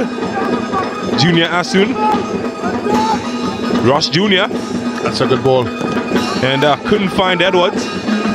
Oh, look at that touch on Perez. Guerra! Oh, he's the man that has his team in front, but not that time. But he will get a corner and another opportunity to launch missiles at the Central Soccer World defense.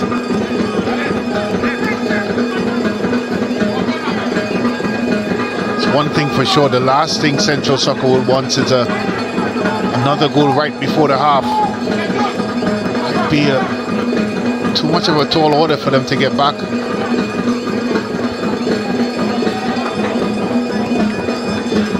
Long should find Asun. Turned away from pressure nicely. Looking for a chance to launch, and well, the shortest man in the park, Thomas, is the one that gets the header. Did well to get it. Well, I think he had a bit more time than anticipated. He may have had an opportunity to take it on the chest and try to, of course, put himself in a better situation. You know, as you reflected this first half of football, I think Central Soccerworld would be disappointed. They've had the lion's share of possession. They've had their chances and their moments. They have carved out one or two opportunities that should have resulted in a better situation. But they still find themselves one goal down. But more importantly, James, I think they also find that Rangers has started to grow in confidence. So we are inside the final minutes of the first 45. How about that for a challenge from Thomas? It's all action, isn't he? I like him. Chasing Joseph. I'm not sure what that was. No, it's a corner. They said anywhere will do. I'm not sure that's exactly what they meant. Maybe the last bit of action as the 45 comes to a close. No additional time granted.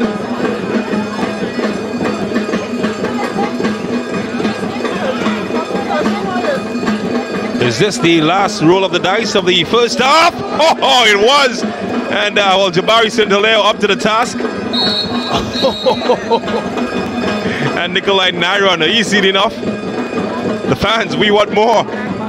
We will get more inside the second 45, but at the end of the first 45, it's the home team, Terminix La Horquetta Rangers, who lead by a goal scored by Atula Guerra, 1-0 over Central Soccerworld. We take a pause, come back with the highlights.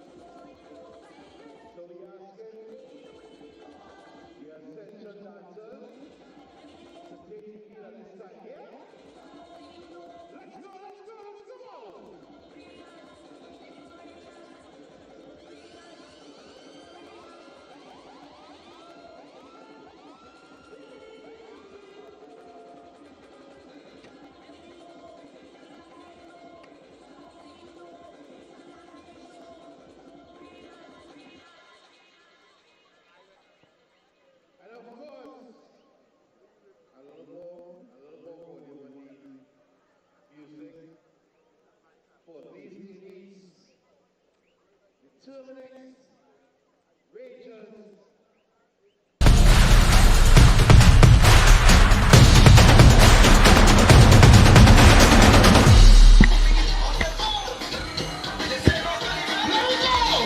The score.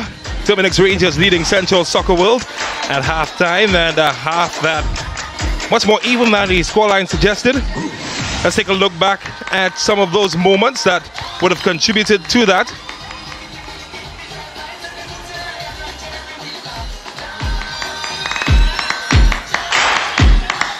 We'll show you those moments in a second. Did catch a glimpse of the Ascension Angels though. Never a bad view. And early on, Jason Joseph, the architect, setting this one up. And Central Soccer World came close and knocking. And Francois Teguera scored 4 in his last match. And not this time, finding Guy, the goalkeeper. And then the clever stuff from Central Soccer World. Perhaps their best chance. Well saved by Jabari St-Hilaire. He was crucial in the first half. Then Rush Jr. A bit of a mix-up, and it fell to Atula Guerra. That's not the person that you wanted to fall to from 6 yards. Hitting the target, getting his 5th goal in 2 matches, and 1-0 the score at halftime.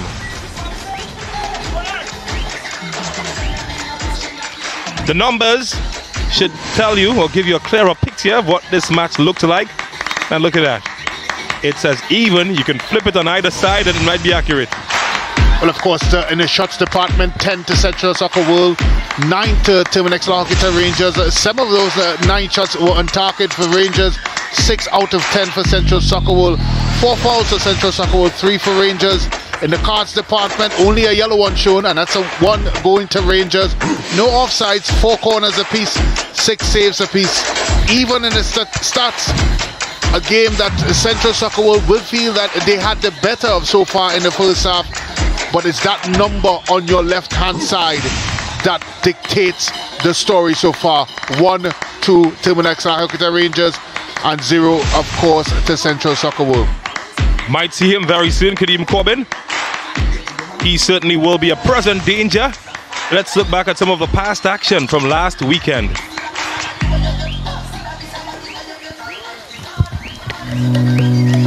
Good time to look back at the Ascension Sunday highlights. Central FC took on Westport at the Arima Velodrome. Both teams battling in the mid-table. And earlier on it was Real Westport and, well, you guessed it, Karen Cummings, the skipper, getting them ahead 1-0. On the opposite end, Central FC were not playing. Leonardo da Costa, he's been in some good scoring form, getting them back in, and Romario Burke pushed them 2-1 ahead. And just like that, Central FC looked in charge and comfortable until this. Oh, good saving, preventing any further damage. But Westport were probing, and the goalkeeper was attempting to save some of them. Josima Belgrave, the former standout, too hot to handle, and was back to wall. Who would take this contest? Locked. But then he was loaded with the finish. That's Josima Belgrave with the double. What a double from him, leading by example the veteran. And later on, he would send some more shots in, and he would get some shots in the wrong areas. Ouch, that's gotta hurt. On the opposite end, well, Central FC were fighting for everything, and they finally got a point at the stroke of midnight. Darian Sampson getting the all-important equalizing goal as that match finished tied at 3 apiece. Then was a turn of the other Central Soccer World coming up against AC Port of Spain. And then opening up early, Shondell Augustus getting the pass from his captain, making them 1-0 leaders. And then later on, how about that for a strike? Carl Bartholomew, yeah, making the highlight reel, and teammates certainly enjoying it. The goalkeeper was called into action later on, but AC Port of Spain, they were ruthless. Cedil McLean putting them ahead 3-0 in the 54th minute. What about that for a celebration? And what about that for some agony? Was the match over? Not yet. They kept fighting back to come back in this contest, Central Soccer World. And then they would be rewarded from close range. It was Ryan Frederick, their captain. He made it 3-1. And then you add 1 to that. That's 3-2. Dion Lewis, 3-2. Coming down to a dogfight in the end. Well, quite literally as well. But that was all she wrote. 3-2 AC Port of Spain managing to hold on. On Sunday at the police barracks, Police FC took on Cunupia. Cunupia has been on a slip and slide and unfortunate to get the penalty called. No fortune needed, as Gabriel Nanta knew exactly where his spot was as he put the low men 1-0 ahead. And then, how about that? Kareem Freitas, the number 10, making it 2-0 for Police. Looking well in charge of this operation. And yeah, the referee had to police some of the action as well, because they got rough and rugged. On the opposite end though, as he half changed, Freitas would get his second of the match.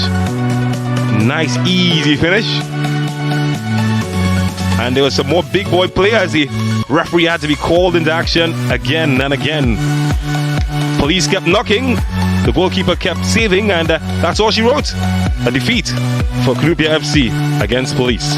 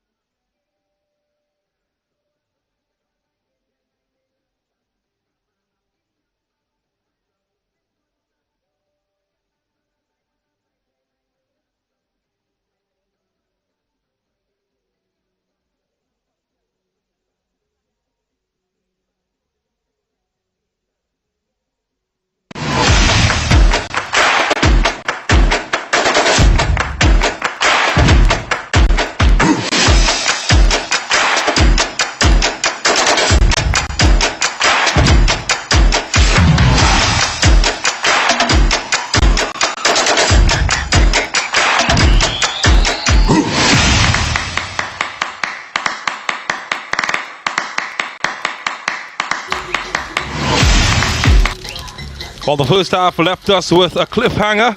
How will the series continue? Well, we've got 45 minutes to find out. Welcome back to the La Horquetta Recreation Ground. Terminix Rangers, they lead Central Soccer World by 1-0. A goal scored by Atula Guerra. A difference between the teams who back out on the stage. And, well, they've certainly impressed in the first half. Look out for more in the second. Javon Morris, well, not in the starting lineup today. He's been rested. So too Kadeem Corbin, but I reckon that will change very soon. It's a first half that has been closer than the scoreline suggests, Brent Sancho. What can happen differently in the second half to change that maybe?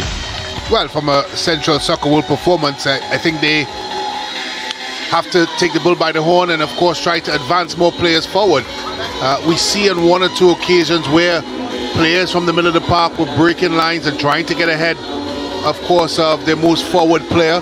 But you need to see more of that. You need to have a little bit more belief from the attacking perspective. They've defended quite well, but I think from the attacking side, they need to throw a little bit more numbers forwards. And I think from a Rangers point of view, they just looked very disjointed. We talked a lot about, of course, the shuffling of the pack, and they've still been able to keep their momentum and be fluid. But this is the first performance I've seen from a Rangers team where it's been so disjointed. They need to get back to what they've been successful with, and of course, and that is being compact and very well organized. Well, Nicholas Dillon will lead the line. Central FC, they depend on him to get some goals. And well, speaking about dependence, they've gone to their top goal scorer, Kadeem Corbin, who has been changed, and he's replacing Jamal Francois. Central FC, well, they're not shy in making changes themselves. They're making two. And it is the Moses Jaikran who will come out, and in will come Dion Lewis.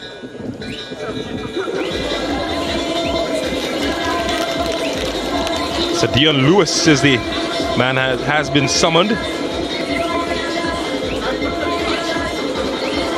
John Phillip has also, or Philip John rather, has always also come in. So Kadeem Corbin will be the man entrusted with giving them some insurance to the next Rangers.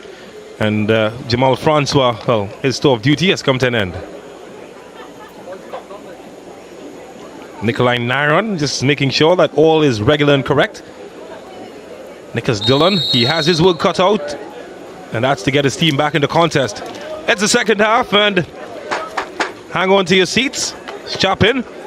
We expect a bride coming up.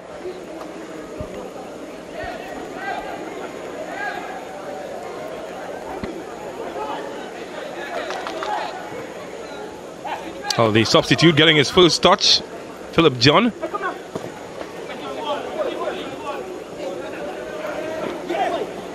Well, maybe the first chance as well. And both substitutes getting involved. And already forcing Terminix Rangers to defend. So touches for Dion Lewis and Philip John.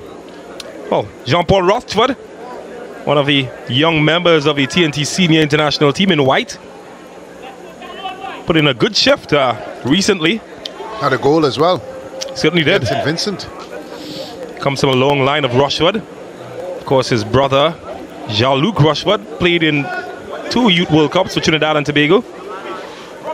And his older brother, Jovan Rushford as well, a player. It's the last of the Rushford clan, from Arima Primary School, one of the top primary schools. He did win a championship with them. Arima Government.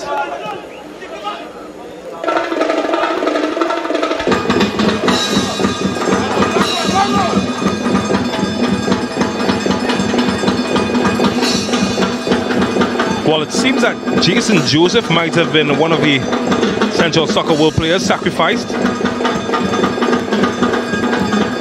Hasn't affected them so far. I'm surprised that changed though. Well, it looks like they've gone for it, James.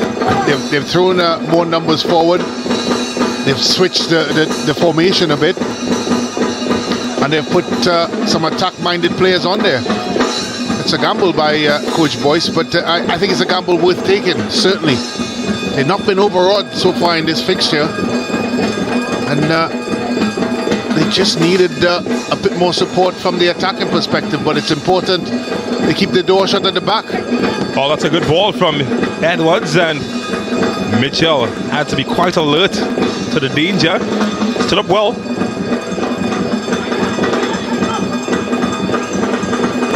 Well, they're piling bodies forward now, aren't they? Central Soccer World.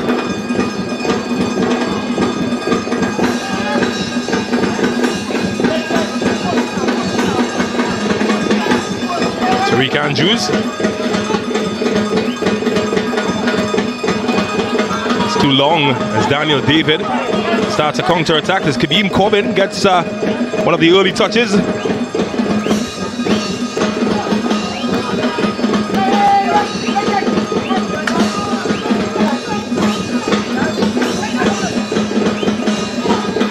Substitute to substitute.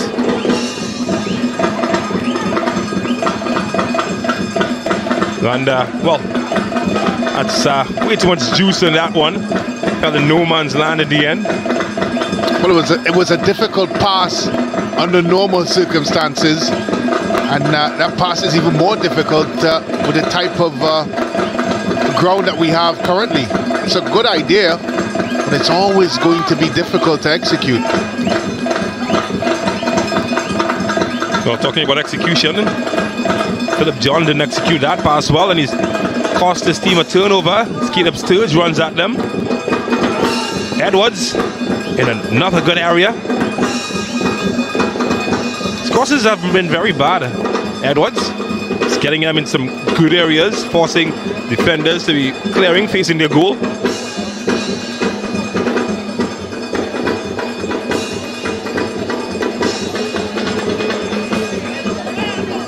Kiera. Daniel David, he can't hit, and not the kind of accuracy he was looking for. In fact, Edwards was the man getting the shot. So one of his shots earlier, forcing Guy into a Superman type save.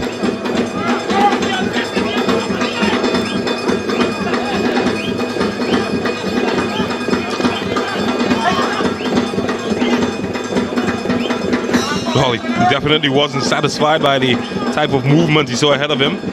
Simon Joseph. Maybe Rivers might have some more luck. Well, nope. All the way back to Mitchell. I think once you go from side to side, Terminix La Horquetta Rangers is very, very comfortable. You've got to move them around. You've got to play in pockets. And of course, you have to be innovative in what you do. No, not bad to win it back from Nicholas Dillon.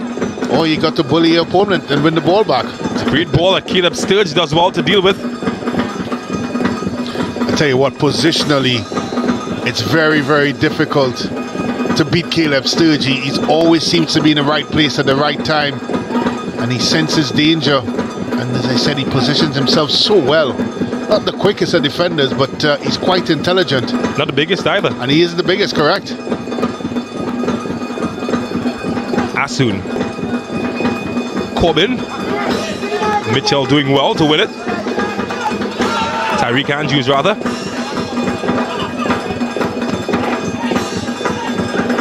Decent youth player, Tariq Andrews. Oh, that's good. Edwards, when he's gone, you can't catch him. Rivers. Oh, that's naughty. Yeah, he had in the box. Had to pull out the dark arts there. And, oh, keep your eyes here. Just on the outside. He's lucky. Tell you what, I saw shades of... That's close. Yeah, that's close. Had to do it though. He was gone. It's just amazed how quickly he got up to full steam. Didn't take him long at all. Gone in 60 seconds.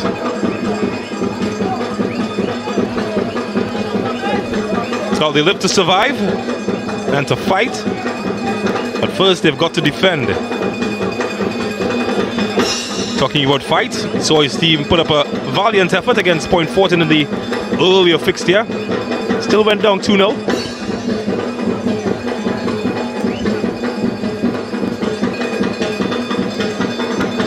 Eyes on the prize. It's the net behind that man. Or that guy, for that rather, pun intended.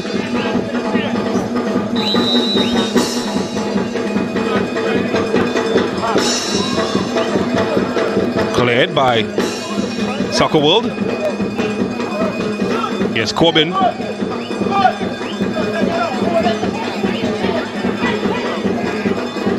That's good. Guerra. Corbin! Oh. I think that's a trademark of Kadeem Corbin. Boy, I tell you what. He's on a yellow card. That's what I'm thinking. He's not afraid though. I think it's a trademark of Kadeem Corbin though. How quickly he can swivel and get into shooting positions. They've got to be careful.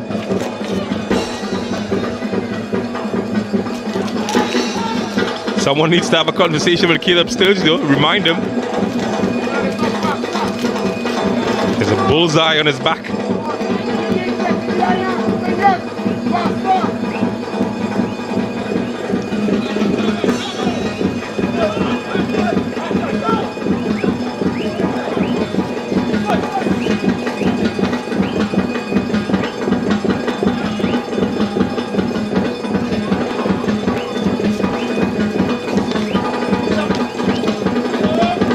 That's well cut out. Junior Asun, Corbin, Thomas, Guerra, Corbin,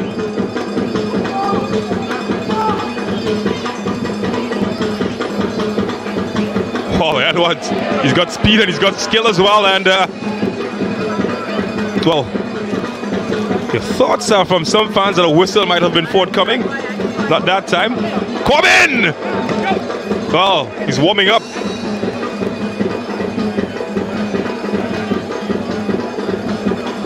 Many eyebrows were raised, but he wasn't called up to the Trinidad and Tobago senior team. In a department that we seem to have a shortage. The attacking side. Never thought I would see the day that I would say that, James, I must admit. Trinidad and Tobago have a shortage of strikers. During your time, oh, an abundance. Jason Scotland, in fact, top scored in the English Championship Division. Couldn't find a way in the squad. That's true. Cornell Glenn, Dwight York, Stern John. Wow, you get the picture. Kenwin Jones. Kenwin Jones.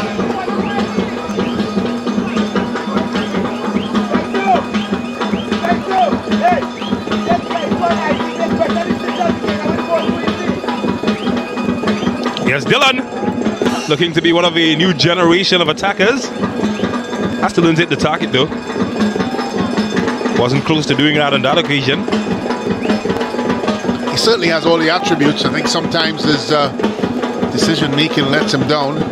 Taking a shot there from about 40 yards out.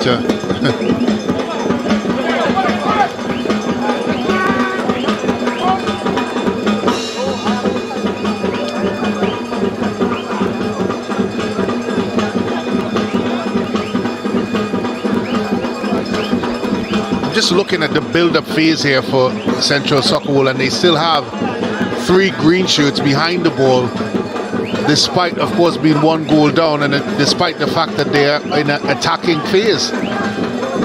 They need to put and throw some more numbers forward, get them high up the park, get them wider of the park, and try to stretch and find gaps in between this Rangers team. It doesn't make sense having 3 and 4 green shirts behind the football when you really need them ahead of it. Do you think the reputation of Terminix Rangers might have caused some doubt? Yeah, I believe so. I do agree that most teams in this competition are very aware of the speed of the transition for Rangers. Easily the best in the country.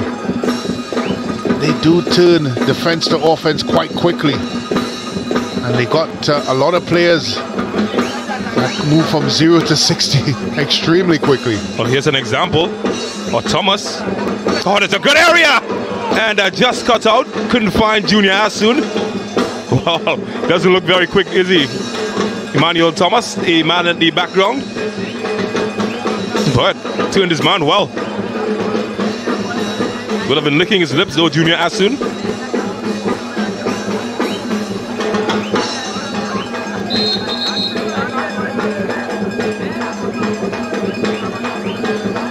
Hasn't had that much work in the second half though. Guy, the goalkeeper. But then there's always commentators' curse. It's quite busy in the first half.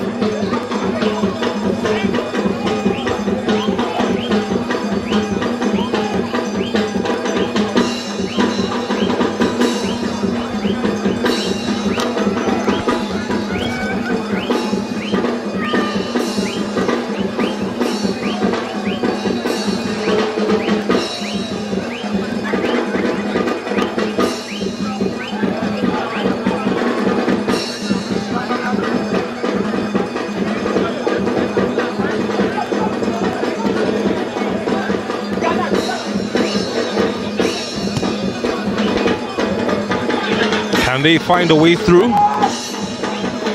Well, John, maybe he has. Maybe Wiley.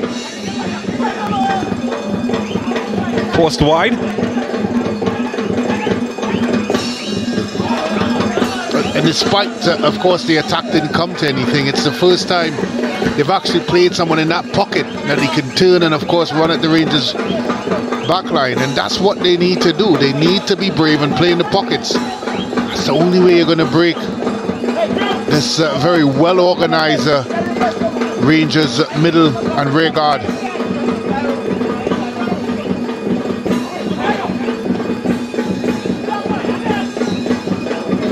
Well defended by Johannes.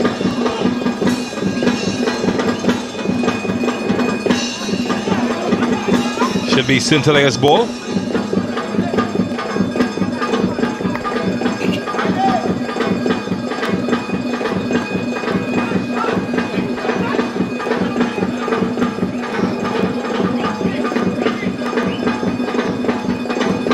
Junior Asun.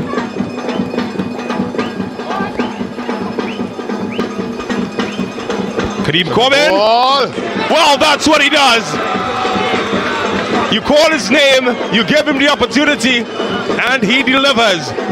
Kadeem Corbin getting goal number 8 of the tournament, and more importantly, the insurance that Terminix La Horquetta Rangers were looking for.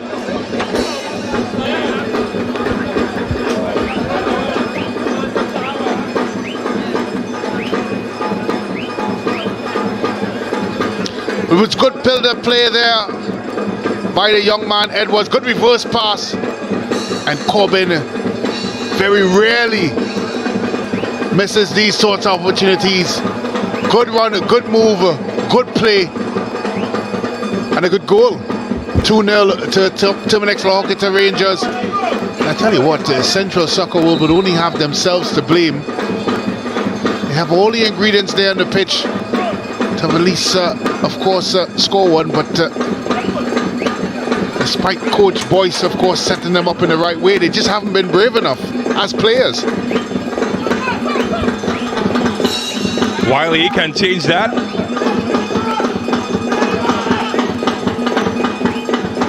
Asun helps out in the defending, but he gives away a throw. I tell you what, Brent, I'm going to put my head on the block and say Kadeem Corbin is easily a most natural finisher locally.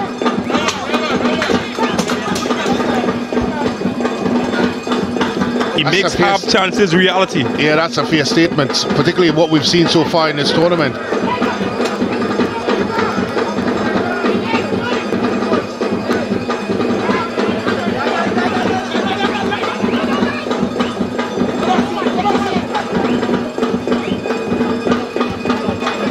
And you're right, he puts himself into positions that most strikers don't want to go into. And he makes those runs that most strikers don't want to make. And he's always thinking of where can he place himself to put the ball into the back of the net. And that's what you want from a striker, really. It's nice with all the flair and dribbling skills and ability, but at the end of the day, your bread and butter as a striker is to put the ball into the back of the net. And look at that young man for a bit of skill. Talk about Edwards. He goes down again. It's like the third time he's been taken down in that area. Not sure what you call that move. I'd like to see it again, but he's certainly turning on the party tricks. Well, that's a bad misjudging from Johannes Richardson, and Dillon thought he might have been away, but got some rugby treatment.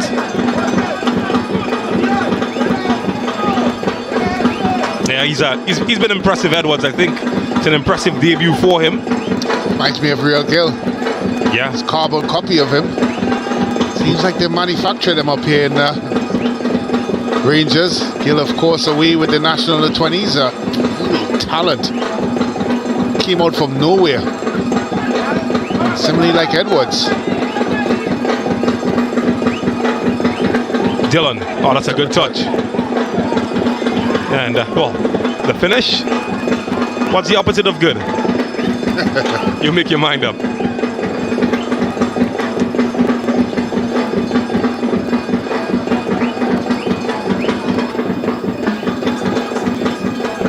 Must be a great bit of conversation there by the coaches, led by Coach Boyce.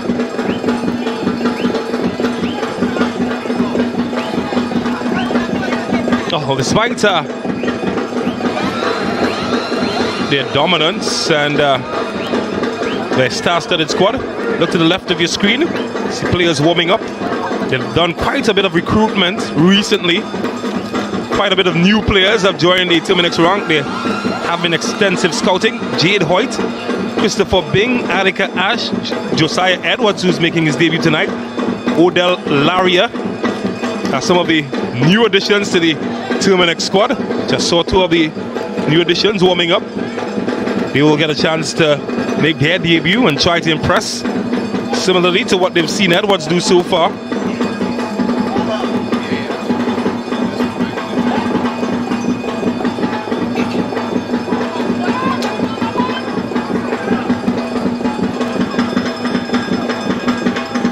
So we are easily clear of the hour mark. In the 65th minute, Terminix Rangers fully in charge.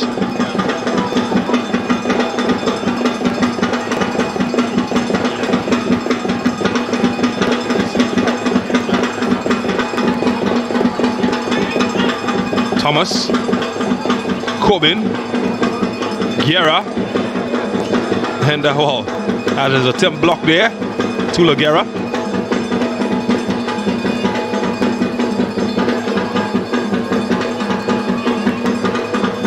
Just feel that some steam have been knocked out of the Central Soccer World sails.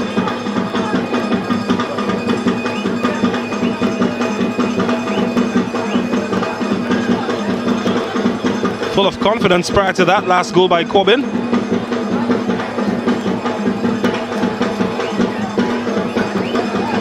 Well, how impressive has this man been?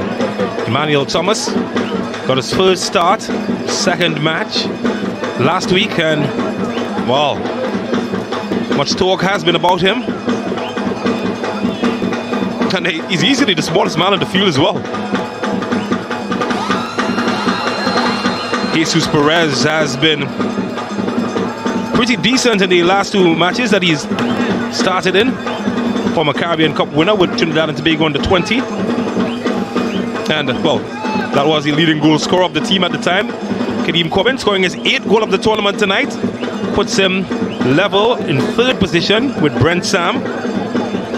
Atula Guerra tonight has joined the top scorers. He's joined at the top of the scoring chart at the moment, tied with Jamil Boatswain. And the beauty about these Rangers players, and you're looking at these impressive numbers, is that these players have been heavily rotated. Yeah, and it's remarkable really, because normally, and of course you have to add in the fact that we would have had a 2-year hiatus from the sport, and still Rangers have shown tremendous fluidity, tremendous togetherness, and they've looked like a team that has been playing together for a very, very long time.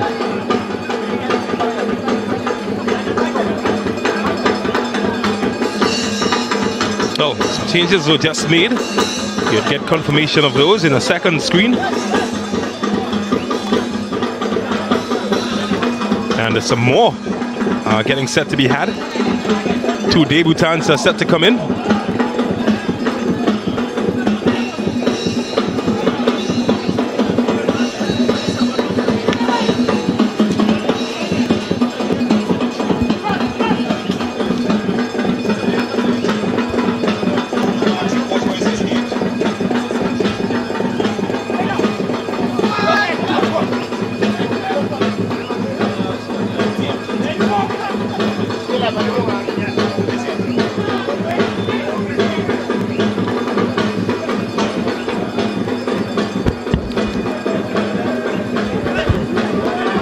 Well, they're in search of more goals here, Terminix Rangers. Yes, Guerra.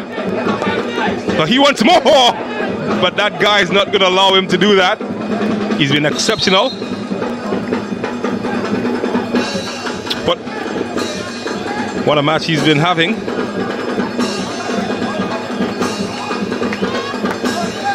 Arturo Guerra wants sole position of that top scorer ranking.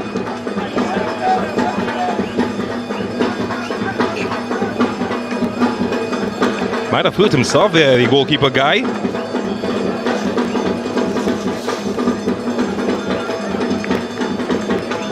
So it's the end of Arturo Guerra's evening, and the one man from one era will be replaced by another as a debutant, Odell Laria, 18 years old, making his debut tonight for Terminix La Horquetta Rangers.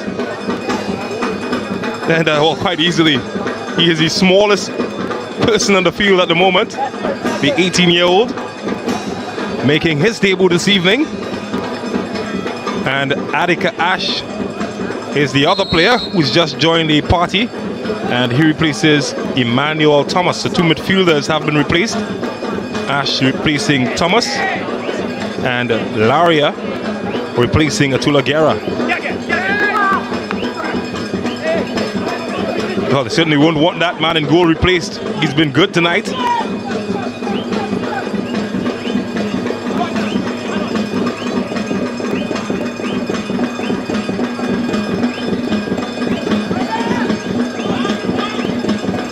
Well, they want something better in front of goal, Central Soccer World. And they really have disappointed in that department.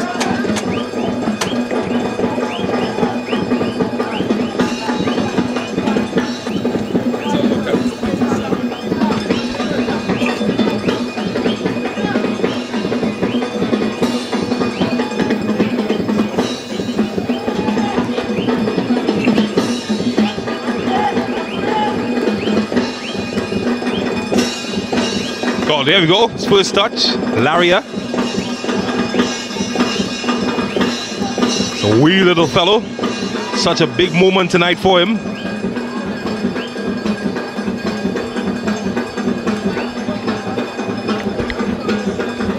Oh, he's so tiny, isn't he? Looks like the number is bigger than him. It's great to see the young man though on the pitch at this level. He's playing with players who have the age of the number on his back. He's less than half of that number. It's always good to see youngsters being bloodied and given the opportunity. I'm sure he would have earned his chance through merit in the training.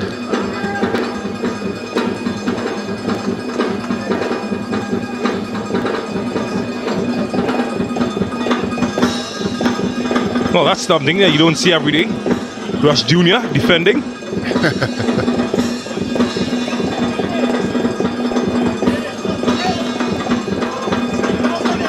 The only thing that makes you know that he's a defender, because that's what they say on the team sheet.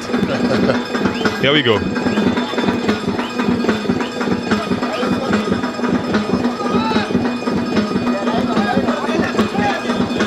So make your mind up what that expression is all about. There's Laria. Oh, that's good. Too much though. Well, he's gotten the nerves out. That's fine. It's a good idea. Just it's a little bit too much on it. He's probably getting about 5 million instructions everywhere on the pitch and off the pitch. Sounds like us in the commentary box. No pun intended to the producers.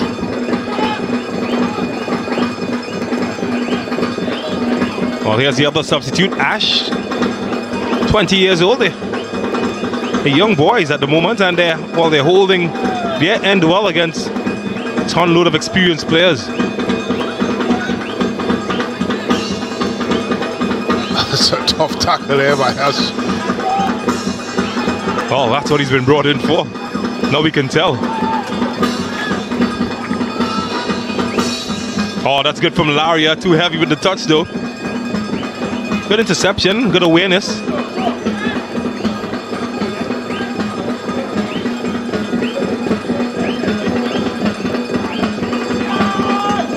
Again, a good interception from the 18-year-old as Kadeem Corbin charges forward. He wants options. And he's swung the fastest of them. Oh, look at him go. Oh, the new Garrett Bale, maybe. Oh, he needs to finish this one. Oh, goodness me.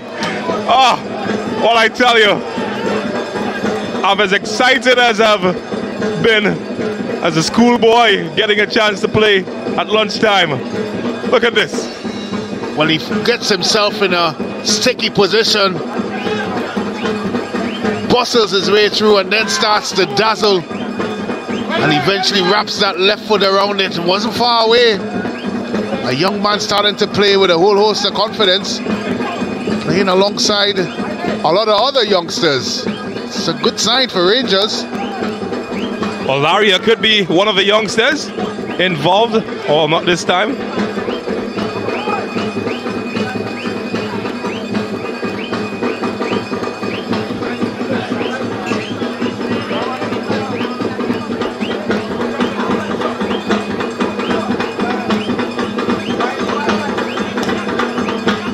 Where did they find them from, Terminix Rangers? The recruitment department has done a swell job.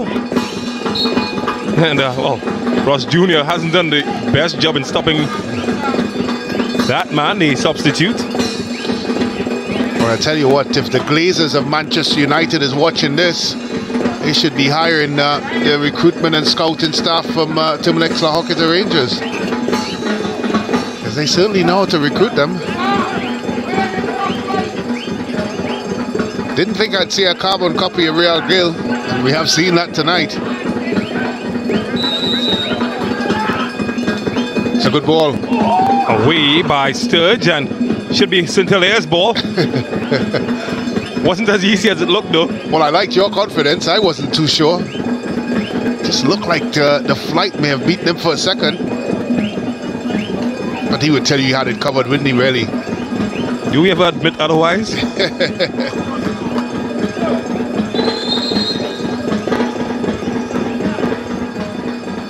Yeah, he's done his work. He can rest now. At least while the ball is out. That's why he can take a rest.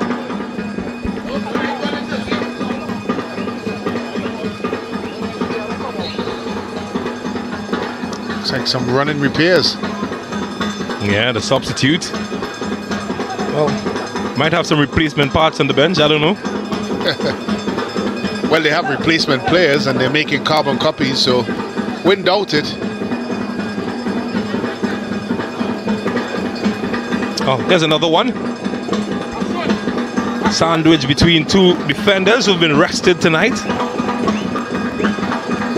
Isaiah Raymond, another one of the young talent that they've noted.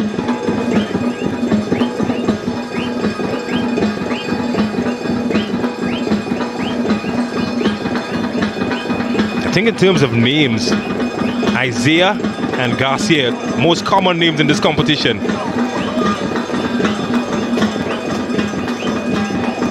We've had three Isaiahs playing tonight. Isaiah Hudson, Isaiah Lee, but he's on the bench. And Isaiah Raymond.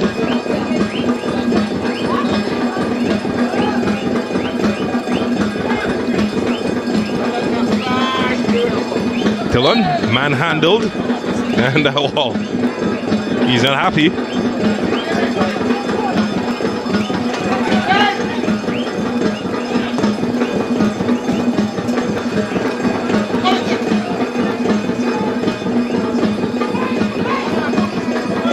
Well, not good use of the football.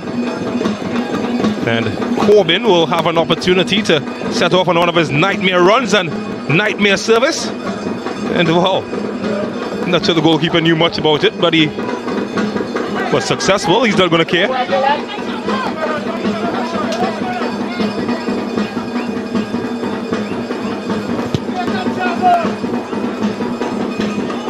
Here's Edwards. Sturge.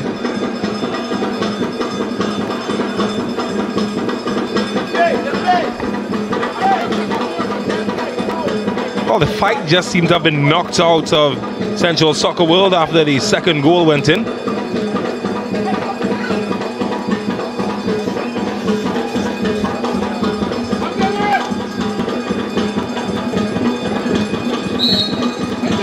you'd have to say, James, that Rangers haven't been their normal great self tonight.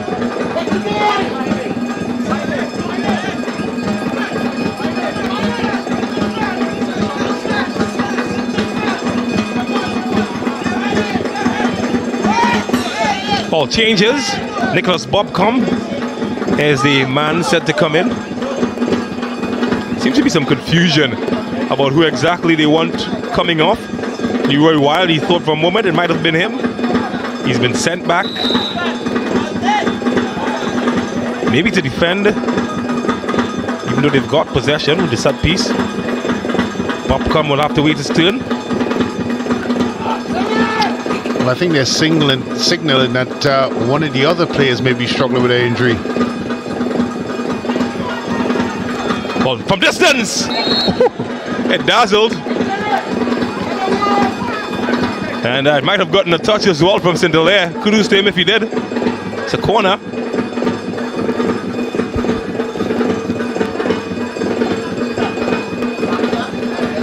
Tell you what, he really got a hold of that one. St. Hilaire did well to get his fingers on it. We have been spoiled, James, for long-range shooting. We've seen some crackers, Omari Beard, Garcia, just to name a few. It's a talent that we don't see much in the Caribbean, but certainly in this Ascension tournament, there have been some absolute rockets. Oh, here's Lavier. Oh, that's naughty. Thought he got in from behind.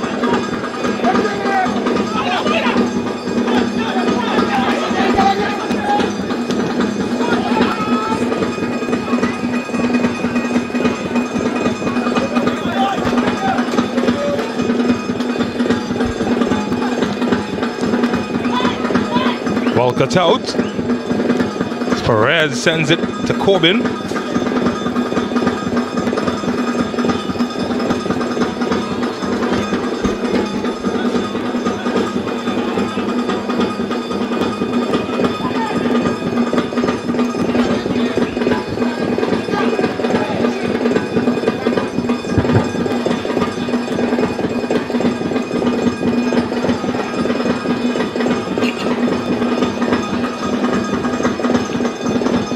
Well, that's not the intended direction.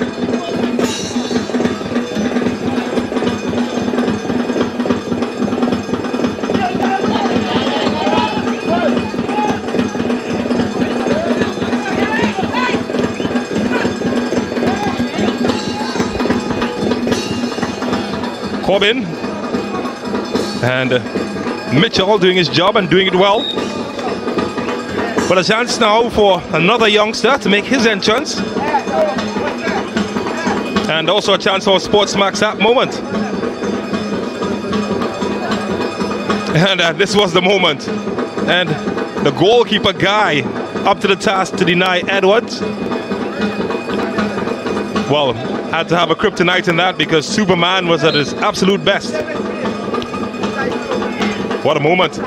So Nicholas Bobcom, the 20-year-old Maruga player, will make his entrance. And Edwards, well, he came very close to getting his goal as well. I'm not sure how he missed that one. I think the touch that he took was a lot more difficult than the actual finish that was needed. Did everything correct except the finishing. Well, here's Bobcom, the former St. Benedict's man, making his debut in the tournament.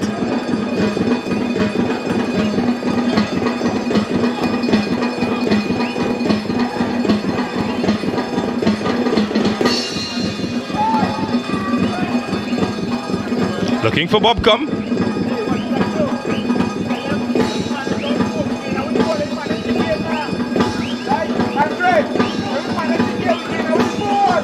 Turned the 20 in March. Nicholas Bobcom, the substitute, just came on.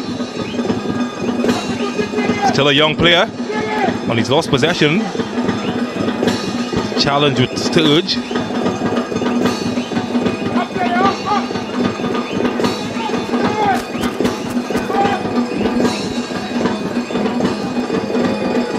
Bobcom involved.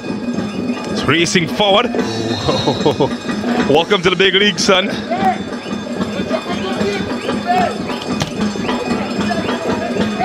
It's a young man I personally saw grow up, Nicholas Bobcom. You'll have to learn really quickly what senior football is all about. He has a shiner to take back to Moruga with him on the shin. That's a sore one. It would be interesting if Central Soccer World is to score now.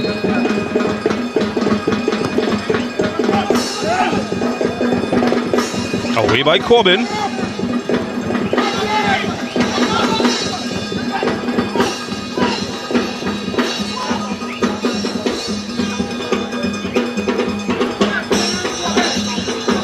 Well, it's getting to that time, Brent Sancho, where we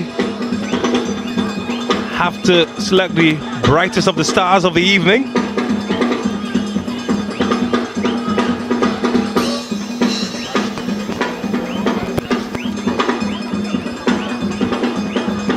Central Soccer World would want to be in that conversation if they can find a goal. Here's one goal scorer, Corbin. He's in a run all by himself, Kadeem Corbin. He's taking them all on! And what a save by Guy! Had this game been level, certainly would have been my pick.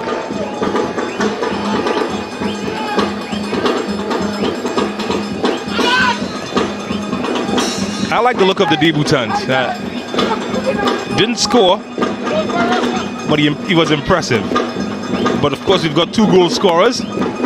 Guerra, Kadeem Corbin. Corbin's goal might have changed the complexion of the match, taking away some of the tension. Guerra putting them ahead early. Goal and assist. Lots to talk about, Brent. I'm going to put that squarely in your laps.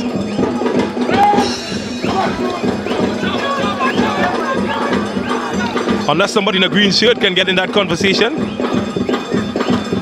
Caleb Sturgeon company made sure that was not to be.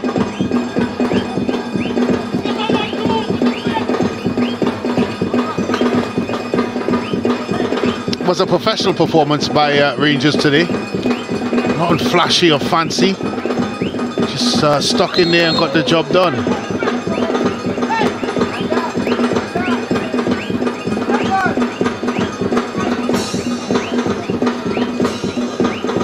And sometimes, James, that's what the doctor orders. It's not every game you're going to razzle and dazzle. And some games you just have to be very resilient in your approach. There were moments in the first half where we thought that Central Soccer World may put one into the back of the net, but at the end of the day, it was a professional performance by the men in red to further extend their lead. Talking about extensions, every time we've seen free kicks in this tournament, they've surprised us. And this be one of those moments. It's Corbin, there's Asun, and there's a missed opportunity. But he's been good, particularly in the first half. Junior Asun. He's faded away somewhat in the second.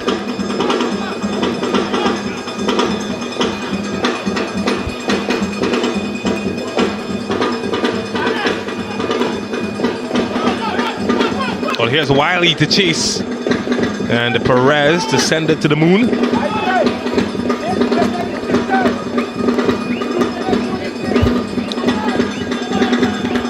It's difficult choosing a man of the match. Brent. I put that one onto you, James. I did the first game. Kadeem Corbin has been good. Kiera has been good. Eeny, meeny, minor. Who's more?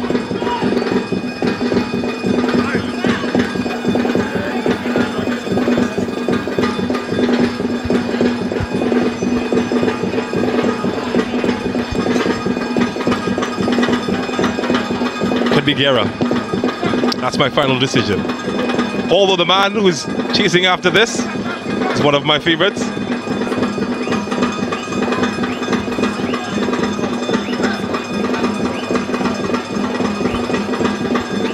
think Guerra's goal and assist is what gives him the edge over Corbin and that man Edwards. He broke the tension, kept Rangers in the game.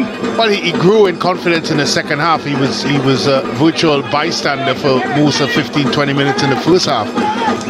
So he's just come to life, Edwards. And a lot of it is down to the fact that Central Soccer started throwing numbers forward, so it allowed him a little bit more space than he had in the first half. But in terms of overall impact in the game, goal and assist by Tula Guerra.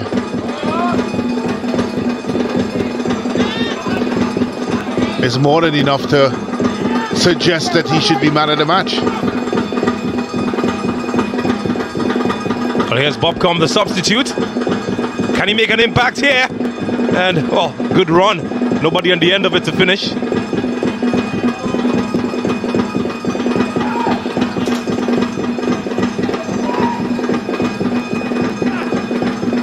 And, well, that's the easiest chance that St. Hilaire's had all evening.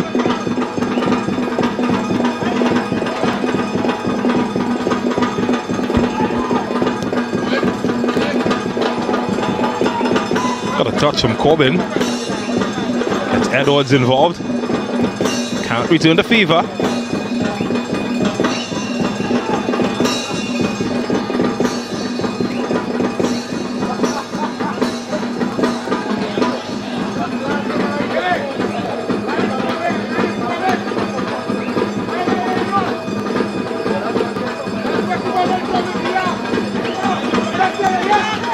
Minutes is the time allotted for the extension of this match.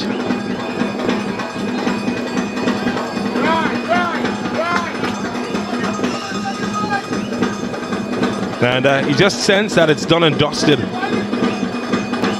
in terms of competitive fixture. Terminix Rangers firmly in command, 2-0 advantage.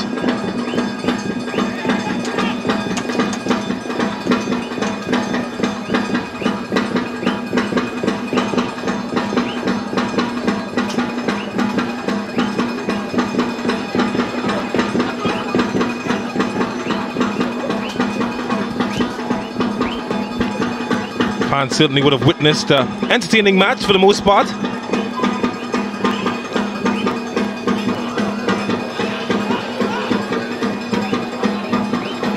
Here's Bobcom. Well, he's certainly gotten lots of touches since coming on. He's looked quite comfortable as well. Well, not this time, not the right choice.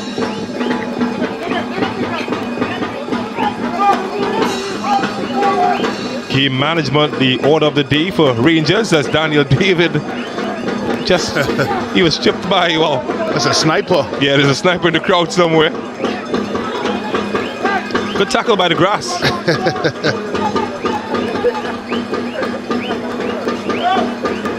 I'm sure he won't mind too much. He's done his job today, and his team, they've done their job.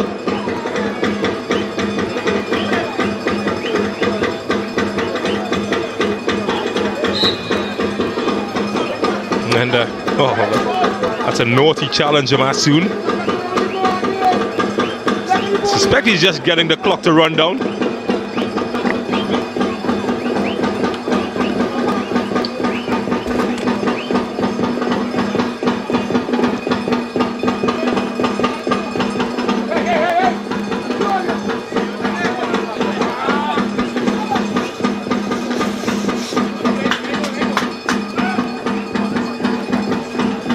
So this would be win number 8 for Terminix Rangers in the competition so far, if this result holds.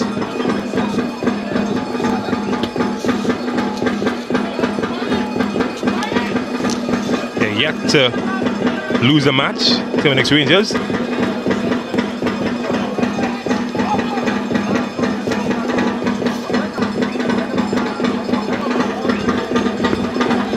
Well, just a correction to that, would be win number 10 for them. 12 rounds we've played so far. And with a few minutes remaining, win 10 is imminent. Can anyone stop them?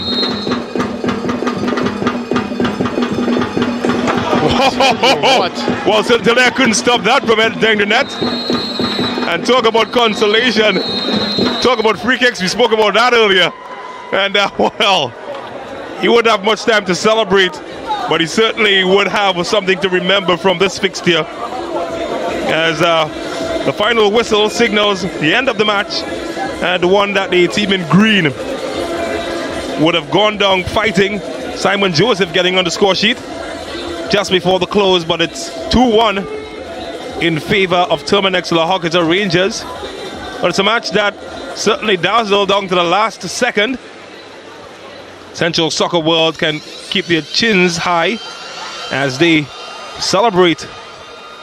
Well, in fact, they can walk off the field knowing that they give it their best. For Terminix La Horquetta Rangers, on the other hand, well, they've done their job. Able to blood 3 debutants in the match. But most importantly, they keep their unbeaten streak intact. 10 wins, 2 draws, as they now push up to 32 points in the competition.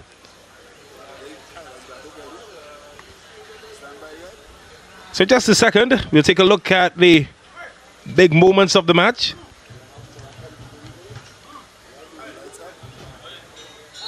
Tula Guerra looked in the mood early,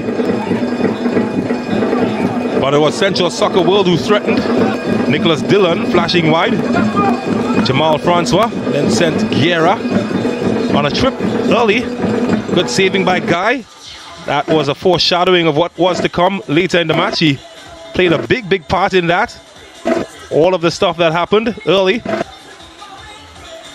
And even while they're stuck to the plan, Central Soccer World, and then Guerra would score the opening goal of the match, and that would put them 1-0 ahead. That's a result that stood until the second half. That's the goal that Guerra scored, by the way. Do apologize for the video quality. Kadeem Corbin would then be introduced as a second half substitute, and he would score the second goal of the match. And in the 90th plus minutes, they did get a goal back, Central Soccer World, and they managed to put it back to 2-1, but that's all that it stayed. Let's take a look at what the statistics look like. Pretty even in the first half, but in the second half, Rangers pulled away 20 shots compared to the 15 by Central Soccer World. More importantly, more shots in target, 14 of which came from Terminix Rangers. And I tell you, many saves from Guy on the other end. And let's look down at that save category. 12 saves by the goalkeeper for Central Soccer World. So that is how the numbers paint the picture of what happened in this match. And it's a match that Terminix La Horquetta Rangers would certainly celebrate as they take all 3 points in the fixture. Well, I know Brent Sancho is standing by, and he's got a very important person, and that person is our man of the match, Tula Guerra. Well, I'm now joined here by the man of the match, Tula Guerra. Of course, 1 goal and 1 assist, 2-1 victory. How important was that 3 points for Terminix La Horquetta Rangers tonight? Well, 3 massive points for us because, you know, the field was not the best, and the team come out with a fight. So basically tonight was a hard task, so, you know, we take the challenge up, and I individually was working hard to get my goals because there's a goal boots to snatch up for. So I just glad to, you know, get the 3 points and enjoy the game tonight. Well, talking about the golden boots up for take, of course your performances have been sterling over the past couple of weeks. Are you a man coming of age? Are you a man coming of form? Just glad to, you know, be back on the pitch, most important, and, you know, training hard every day is going to take care of the results, and the goals going to come. Basically, I work hard in training to keep scoring, so basically in games it become easy, you know, and I'm just happy to get the 3 points tonight and get a goal. Well, Tula Guerra, congratulations. Of course, you are man of the match, and all the best for the rest of the season. Thank you very much, friend. Well, of course, that was the man of the match, Tula Guerra, a man that seems to be catching a fire of late with some sterling performances and some top-class goals. Of course, propelling his team, Terminix La Horquetta Rangers, to another 3 points.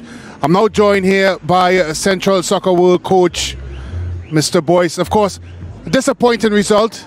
Where did it go wrong for Central Soccer World? I think we didn't manage the game defensively. At times we managed it well, but there are certain lapses that we leave too much players, with a little too much space, and they hurt us from that standpoint. But I think we did well overall.